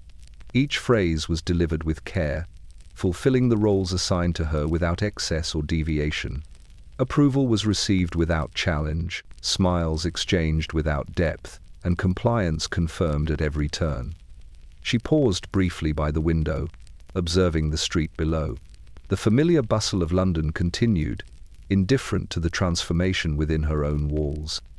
Carriages rattled along cobblestones, children ran and shouted, merchants arranged their wares. The world beyond her home was active and complex, yet her engagement with it was filtered, controlled, mediated by the calm authority that had reshaped her interior. Even in moments of rest, she remained observant yet distant, performing stillness with the same care as she had performed action. The quiet housewife was not idle, nor asleep to her surroundings. She was aware, but in a manner that carried no impulse, no unpredictability. Every gesture, every breath, every glance was aligned with expectation, observed yet measured, efficient yet hollow. And so she moved through the day, the embodiment of order and serenity. To those around her, she appeared entirely herself, the calm, dutiful woman they had always known. Yet beneath the surface, something essential had been erased. The quiet housewife, obedient, composed, and outwardly perfect, carried within her a stillness that was absolute, unchallenged, and irreversible. The day unfolded as it always had, yet she experienced it differently. Every action was executed with precision, from the placement of utensils on the polished table to the careful alignment of curtains that filtered the morning light. The motions were familiar, ingrained from years of practice, yet they were now performed without the internal deliberation that had once accompanied them. Tasks that had required attention and decision now unfolded automatically, as if her body remembered what her mind no longer fully guided. She moved through the kitchen with quiet efficiency, folding napkins, arranging bread, pouring tea with exact measure. Each gesture was correct, devoid of hesitation, yet the awareness that had once accompanied these acts, questioning, planning, adjusting, was absent. The rhythm of movement was steady, precise, and almost imperceptibly detached. Hands that had trembled slightly in anticipation of oversight now moved smoothly, confidently, without anxiety. Her husband observed from a chair nearby, nodding occasionally with satisfaction. He remarked softly on the calmness of her actions, the seamless execution of her duties, and the absence of nervous energy that had previously marked her movements. To him, the household appeared restored to perfect order, a return to the quiet efficiency he had always expected. The impression of competence was undeniable, yet it masked a deeper alteration, invisible to anyone but herself. Even the smallest tasks, sweeping the floor, arranging dishes, wiping the countertops, were completed with an almost ceremonial precision. Each movement followed naturally from the previous one, as if memory alone guided her body. She did not think about the motions. She simply performed them. Thought, reflection, and hesitation were unnecessary and, in some sense, irrelevant. The work required only presence, and presence was supplied by a body trained to respond without deliberation. The servants and attendants moved around her unobtrusively, observing but not interfering. Their eyes recorded only the outward appearance, a woman performing the duties expected of her, orderly and composed. They did not perceive the absence beneath her actions, the subtle hollowing of attention, the quiet space where independent thought had once guided decision. The house remained orderly, the routine uninterrupted, and no observer detected that her mind now experienced the world as a series of executed motions rather than a landscape of choices. When she moved to the dining room, she set the table with the same flawless arrangement she had maintained for years. Plates aligned, silverware parallel, glasses polished. Each motion carried the weight of practice, the muscle memory of countless repetitions. Her gaze swept the surfaces, noting imperfections, correcting them without reflection, without evaluation beyond a mechanical awareness of order. Even conversation with her husband or passing staff required only minimal response. Words were met with appropriate gestures or monosyllabic answers, delivered politely, efficiently, and without personal engagement. For the first time, she noticed how little energy this required. Where previously a full measure of attention and care had been necessary, now the body moved independently, performing as it had been trained. Awareness persisted, but it did not direct. Decision had been removed from the tasks she once navigated with care. The mind observed, catalogued, and registered, but it no longer orchestrated or intervened. By evening, she had completed every domestic responsibility without hesitation, without fatigue, without error. Yet the satisfaction of accomplishment was absent. There was no pride, no fulfillment, only the quiet knowledge that the work had been done correctly. Tasks were no longer markers of selfhood or agency. They were motions executed perfectly, automatically, entirely without thought. In this careful rhythm, she understood the subtleness of the transformation. It was not dramatic. It left no marks on the surface, no cries, no resistance. Yet the internal landscape had shifted irreversibly. She performed all things correctly, beautifully, and efficiently, but she no longer inhabited the actions with the fullness of self. Thought, intention, and reflection had been quietly excised, leaving behind a body that moved, a mind that observed, and a woman who was fundamentally altered. Words, once alive with intention and connection, now passed through her with a strange lightness, barely anchored to thought. Conversations that had once required reflection, nuance, and engagement now flowed past her like distant echoes. She could respond, of course, but her replies were measured, minimal, devoid of the curiosity and emotional resonance that had previously characterized her speech. Dialogue existed, yet it no longer tethered her to others. It drifted around her, external and observed, rather than internalized. Her husband spoke first, mentioning the simplicity of the morning routine, remarking on the steadiness of her movements and the ease of her compliance. His words were kind, approving, and well-intentioned, yet she found herself noticing their cadence more than their content. She nodded at intervals, smiled where expected, yet the meaning, the subtle interplay of intention and understanding that had once passed between them, slipped quietly from her grasp. Visitors arrived briefly, their conversation polite, circumscribed by custom and expectation. They commented on her appearance, on her calm demeanor, on the meticulous order of the household. She listened, occasionally contributing short responses, carefully calibrated, correct, and appropriate. Yet, the dialogue itself seemed to bend around her, a river she observed from the shore rather than swam within. Her mind registered the sound, catalogued the words, but rarely engaged with their significance. Even her own thoughts now drifted in parallel to the conversation rather than through it. She recalled fragments of previous interactions, arguments that had required negotiation, laughter shared at clever turns of phrase, the gentle tension of small disagreements resolved with care. Those moments, vivid once, now appeared distant, almost as though they belonged to another person entirely. Conversation had become a functional exchange, a series of sounds and gestures meant to satisfy expectation rather than to nourish understanding. The nurse, attending quietly in the corner, spoke only when necessary, and even then her tone was calm and procedural. Questions were brief. "Are you comfortable? Do you need anything?" Each inquiry required a simple response, which she provided efficiently, without hesitation, without reflection. There was no opportunity, nor desire, to expand upon the exchange. The ritual itself replaced dialogue, ensuring that communication occurred but remained contained, predictable, and safe. Her husband commented again, speaking softly of the doctor's approval, of the smoothness of her recovery, and of the way she now moved with effortless calm. Each word, delivered with warmth, was meant to reassure both her and himself. She acknowledged them, yet internally they floated past, observed but not grasped, registered but not absorbed.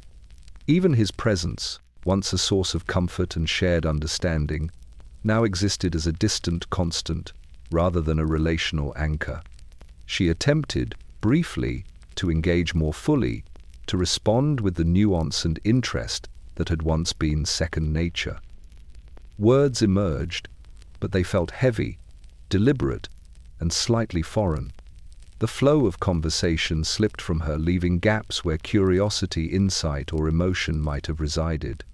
Dialogue became a surface, a performance, an interaction marked by correct timing and expected gestures, yet devoid of depth. By afternoon, she understood the quiet erosion. Words continued to flow around her, yet they no longer connected. Conversation had drifted, carrying her along without requiring her active participation. Her responses were correct, polite, and precise, but they were no longer fully hers. She existed in a space of observation rather than engagement, a participant in form but not in substance. And in this slow, deliberate drift, she sensed the full measure of the transformation. The woman who once inhabited speech and thought simultaneously now experienced them separately. Words passed through her, shaping the world around her even as they no longer anchored her within it. Conversation had become functional, calm, correct, and profoundly altered the contours of self. The surgeon observed her with a calm, measured gaze, noting the subtle alignment of posture, the even rhythm of breathing, and the serene stillness that now defined her presence. There was no need for words beyond the occasional soft inquiry. The evidence of success was clear in every controlled motion, every deliberate gesture. To the trained eye, she was the embodiment of outcome, a living confirmation that the procedure had achieved its intended effect. His satisfaction was quiet but absolute. It did not require exclamation, nor did it seek recognition. It was embedded in the meticulous assessment of her body and mind, in the careful review of observations, in the precise notation of notes marked successful.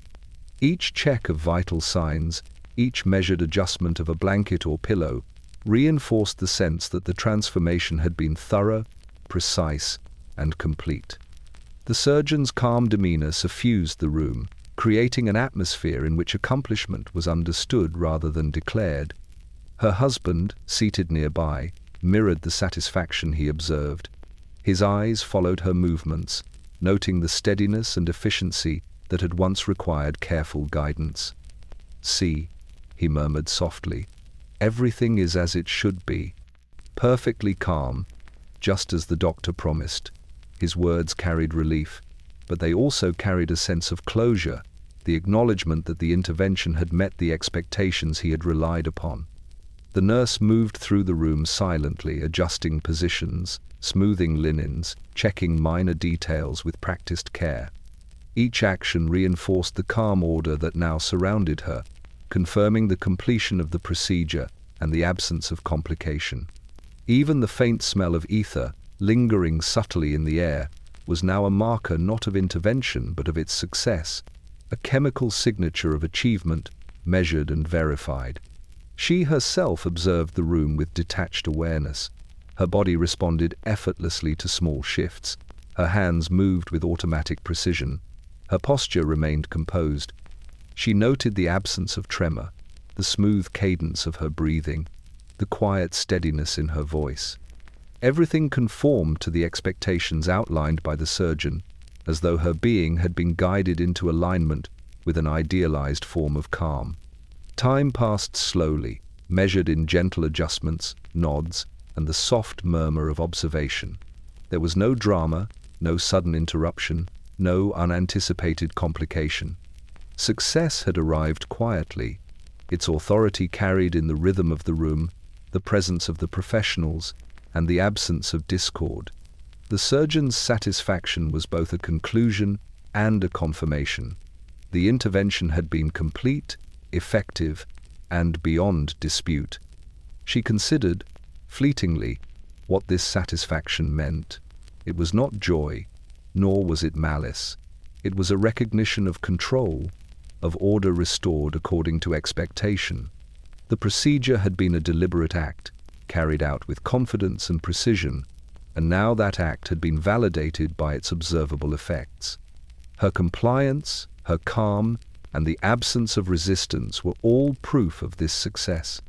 Her awareness drifted toward the subtle alterations within her mind, the quiet erasure of hesitation and independent thought. The satisfaction surrounding her did not acknowledge this. It required no engagement with the interior self, no recognition of what had been altered beyond the visible signs of order. It was an assessment based on observable metrics, and by those measures, the procedure was complete. And so she lay, observed and contained, her body aligned, her mind softened, her presence a testament to the quiet efficacy of deliberate authority. The surgeon's satisfaction, calm and absolute, marked the completion of a process that had reshaped her entirely. In that still, ordered room, all had been achieved, all was correct, and the quiet confirmation of success filled the space more completely than words ever could. Even as the household exhaled in relief, a quiet tension remained unspoken, lingering in the spaces between the polished furniture and orderly rooms. Her husband moved among the household staff, nodding approvingly, speaking softly of success and improvement. Yet he did not and could not comprehend the subtle absence that had settled within her. What remained in her mind was not fear, nor anger, nor sorrow exactly, but a quiet grief, a hollowing that had no language, no phrasing, no acceptable expression. She felt it first as a weight, subtle yet persistent, pressing against the core of her chest. It had no origin in pain, no accompaniment of tears, no outward signal. It was internal, private, a sense of something lost, yet undefined. She attempted, briefly, to articulate it to herself, to find words that might capture the shift, the unmeasured absence, the subtle diminution of her former self. The words dissolved before she could form them, leaving only an awareness of a quiet deficit that defied speech. The household went about its duties, assuming that calm and order indicated contentment. Breakfast was served on time, the table arranged with familiar precision, the servants' movements efficient and assured. Her husband spoke of the morning routines with satisfaction, noting her measured participation. He remarked upon her outward calm, her restored steadiness, and the absence of hesitation or tremor. To him, all was as it should be. Yet beneath the surface, she observed herself in ways he could not. Her actions correct, her expressions compliant, her thoughts subdued yet internally hollow. She attempted to speak, to express even a fraction of what she felt, but the attempt faltered. The words lacked form, as though the mind had forgotten the syntax for grief or loss. Sentences seemed cumbersome, incomplete, and unsatisfactory. She realized, with a faint disquiet, that this was precisely the grief that had no language, the erosion of inner life so subtle that expression itself became impossible. Even memory had become unreliable, filtered through the calm authority imposed by others. She tried to recall small moments of previous weeks, tremors in the hands, anxious hesitation, the faint frustration of minor errors, but these memories floated unanchored, disconnected from both emotion and significance. The sense of self that had once threaded through these experiences no longer guided them. They existed as impressions, not as lived realities. Her husband noticed nothing of this. To him, she was herself, improved, reassured, aligned with the order and expectation of the household. Approval flowed naturally, the language of success reinforced by calm observation. The nurse, too, offered only routine care, confirming comfort and stability without reference to the interior currents she carried privately. She understood, slowly, that this grief would remain unspoken. It did not require dramatization or acknowledgement. It existed quietly within her, a trace beneath compliance and outward appearance. No one could name it, because the household had no words for absence of self where outward function remained intact. It was an invisible loss, marked not by cries or disturbance, but by the subtle discrepancy between the calm exterior and the diminished interior. As the morning progressed, she continued to perform tasks with perfect precision, to respond to inquiries with appropriate attention, to move through the routines of the household without hesitation. Yet beneath these motions, the quiet grief persisted, an internal echo of something that could not be measured or addressed. It was, in every sense, a sorrow without language, witnessed only by herself, carried silently, unremarked, yet unmistakably present. And so the day advanced, ordered, calm, and outwardly complete, while she remained suspended within a private interior landscape, a grief unspoken, unobserved, and entirely her own. It was a sorrow that had no voice, no shape, and yet it marked the first stirrings of recognition that a part of herself, essential and unrecorded, had been lost, quietly, irrevocably, and without announcement. By mid-afternoon, the household had settled into a rhythm that suggested recovery, order, and ease. The front door opened occasionally, admitting soft sunlight and the distant murmur of the street, and neighbors appeared in brief visits, offering perfunctory greetings and inquiries. Their eyes fell upon her, taking in her posture, her expression, the measured movements that now defined her. They saw what they expected: composure, calm, and an outward assurance that all was well.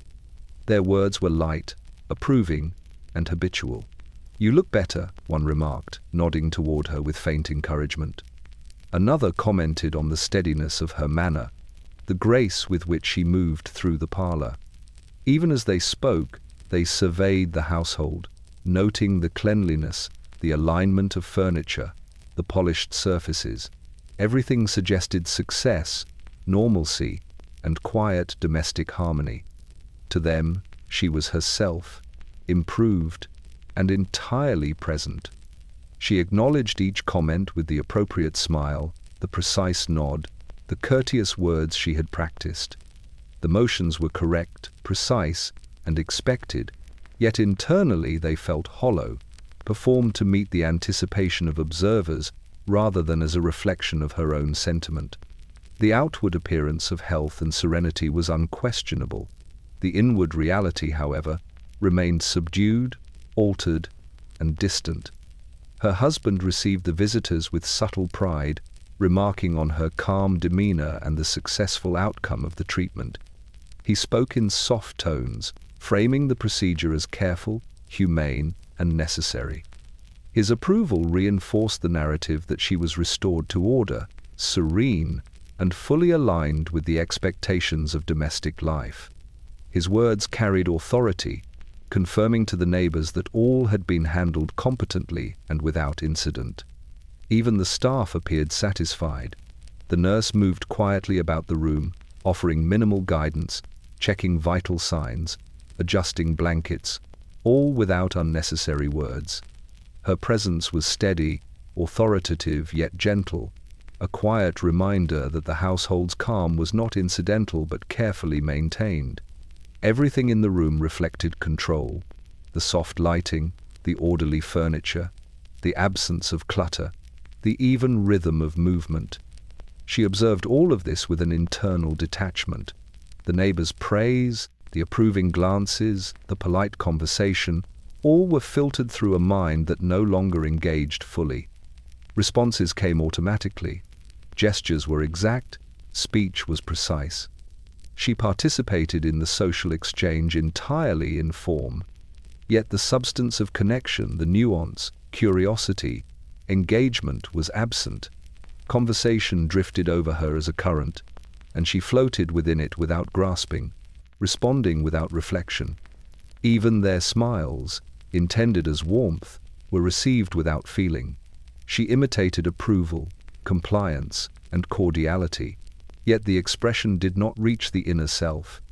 Every interaction became a performance, one shaped by expectation and observation. The calm, they noted, was real only on the surface. Beneath it, a quiet absence lingered, invisible to all but her. As the visitors departed, the house returned to its private rhythm. The calm remained, unbroken, a testament to the perceived success of the intervention. Yet, she felt the subtle weight of observation, the quiet pressure of expectation, the residual presence of authority that had shaped her actions and her very demeanor. The neighbors had seen what they needed to see, and she had performed precisely as required, outwardly impeccable yet internally altered. The day continued, steady and orderly. The house itself seemed to exhale, relieved that the demonstration of composure had met approval, and she remained at the center of it, the quiet housewife, functioning with perfect propriety, marked by calm, and carrying within her a private awareness of what had been diminished, reshaped, and subtly erased, a presence observed but fundamentally transformed. By evening, the household had resumed its predictable rhythm. The windows reflected the fading light, casting long, even shadows across the polished floors. Every object was in its proper place, each utensil aligned, the furniture arranged to perfection. The house spoke of order restored, of calm maintained, and of compliance achieved. To any observer, she was herself again, composed, efficient, and serene. Yet beneath the surface, a quiet absence persisted, a subtle hollowing of what had once been whole. Her body moved through the familiar tasks with mechanical precision. She swept the floors in long, even strokes, folded linens with immaculate alignment, and adjusted small objects on the table as though calibrating the room itself. Every gesture was correct, every motion anticipated, every interaction executed without hesitation. The outward impression was one of perfection.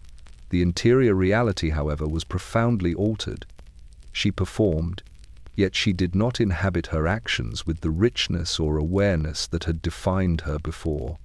Her husband observed the activity with satisfaction, remarking on the smoothness of her motions, the calm that pervaded her presence, the absence of tremor or hesitation. His approval was quiet, measured, and genuine. He saw restoration, improvement, and compliance. He could not perceive the subtle erosion beneath the surface, the loss of spontaneity, of deliberation, of thought unmediated by external authority. To him, success had been achieved. To her, something essential had been quietly excised. Even conversation with household staff was managed with effortless civility. Responses were brief, accurate, appropriately modulated in tone. There was no hesitation, no slip of attention, no hint of internal resistance. Dialogue existed entirely in form, without the texture of curiosity, engagement, or self-reflection. Words flowed through her, absorbed, catalogued, and mirrored in gestures, but they carried no weight of personal understanding. The narrative of her life, previously authored by herself, now existed in alignment with expectation and observation. The neighbors' earlier visits reinforced this impression. Their approving glances and polite comments had validated the outward performance of compliance. Their recognition did not penetrate the internal landscape, nor did it need to. Approval, once granted, had the power to seal perception, to codify behavior, and to render invisible the subtle fractures beneath the surface. They saw calm, and calm existed, but it was a veneer, carefully constructed, carefully maintained. She paused by the window, observing the street below. Life continued, indifferent to the quiet erasure within her home. Children ran along cobblestones, vendors called their wares, carriages rattled steadily onward. The rhythm of the city pressed forward without hesitation. Just as her outward life moved efficiently through each required gesture, each assigned task, each expectation of propriety, order prevailed outside and within, yet inside her continuity had been disrupted. Even memory had become filtered. Past fatigue, anxiety, hesitation, and nervous anticipation lingered only as faint echoes. Moments that had once shaped her sense of self now appeared as distant impressions, barely connected to her current perception. The interior life that had once engaged fully with thought and emotion had been streamlined into compliance and routine. By nightfall, the household quieted. Candles burned low, their flickering light casting gentle shadows that danced over the walls. She lay in bed briefly, limbs relaxed, mind calm yet detached, reflecting the shape of the day. Every movement had been correct, every expectation fulfilled, yet internally a part of her remained absent, unspoken, erased. A life meticulously ordered, carefully guided, and now subtly diminished carried forward into the night. Outwardly whole, internally hollowed, she existed in a state of quiet erasure, compliant, calm, and unremarkable to all observers. The transformation was complete, and no eye had witnessed the true extent of what had been lost. By the final evening, the transformation was complete, invisible yet absolute. The household moved around her with a soft, familiar rhythm, each gesture, each motion, each word executed as it had been rehearsed countless times, yet now performed without the internal deliberation that had once guided her. She was present, yet partially absent, performing the role of the quiet housewife with an almost mechanical precision that left no trace of resistance, hesitation, or independent thought. Her husband observed her with the satisfaction of one who had overseen a process he believed necessary and correct. He noted her calm demeanor, her steady hands, her composed expressions. To him, she was restored, improved, and fully herself. Approval radiated from him quietly, without need for words, reinforcing the perception that the intervention had succeeded. And yet beneath her outward compliance, a subtle, unspoken absence persisted, as though a part of her mind had been excised and replaced by obedience. The nurse moved quietly about the room, adjusting pillows, smoothing blankets, ensuring that her body remained aligned and comfortable. Her touch was careful, precise, and deliberate. She spoke only when necessary, in soft tones that confirmed safety and calm. Every action reinforced the expectation of stillness and compliance, a quiet reminder that the household and the procedure itself demanded obedience without resistance. The surgeon's authority lingered even in absence. His work had been complete. His presence had established a rhythm, a certainty, a standard. The room seemed to retain the imprint of his confidence, the unspoken command that all would proceed exactly as intended. Her body moved through ordinary tasks with the same precision, yet the interior currents that had once animated her, the awareness, the judgment, the subtle negotiation of intention were quieted, muted by the procedure's reach.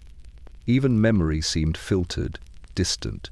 She recalled the narrow corridors of her home, the polished floors, the careful routines, but they now appeared as faint images behind a veil. The house, the rooms, the objects within them, they were familiar, yet the energy that once animated interaction with them had been diminished. She completed chores, folded linens, prepared meals, and arranged the furniture correctly, but without reflection, without consideration beyond the execution of form. Visitors' approving glances had no effect beyond acknowledging the surface of her compliance. The neighbors, unaware of the interior transformation, noted her calm, her composure, her outward steadiness. Approval flowed around her, reinforcing the appearance of restoration. And she conformed, not out of desire, but because expectation and authority had aligned to make resistance unnecessary and thought itself optional. Words passed through her, absorbed yet unengaged. Conversation drifted without tether. Questions were answered precisely. Gestures were correct. The interactions performed their social function without revealing the subtle hollowness beneath. She smiled when appropriate, nodded, responded, yet these expressions were echoes of expectation, not reflections of internal sentiment. And in that quiet compliance, the cure revealed its true extent. What had been intended to calm, to restore, to relieve fatigue and nervous tension, had also effaced the self that had once inhabited these routines and thoughts. Her mind, now softened and subdued, no longer guided action in the same deliberate, attentive manner. Her body and behavior were correct, her demeanor calm, her presence socially acceptable, but the internal landscape had been irrevocably altered. The day ended as it began, in calm, precise order. Candles burned low, casting gentle, dancing shadows across the room. The household rested, the city beyond continued indifferent, and she lay quietly, performing life exactly as required. The cure had promised relief, and it delivered a serenity so absolute that it left no room for resistance, no space for self, no echo of the woman who had been. And so she existed, outwardly whole, inwardly diminished, a life completed, a self quietly erased.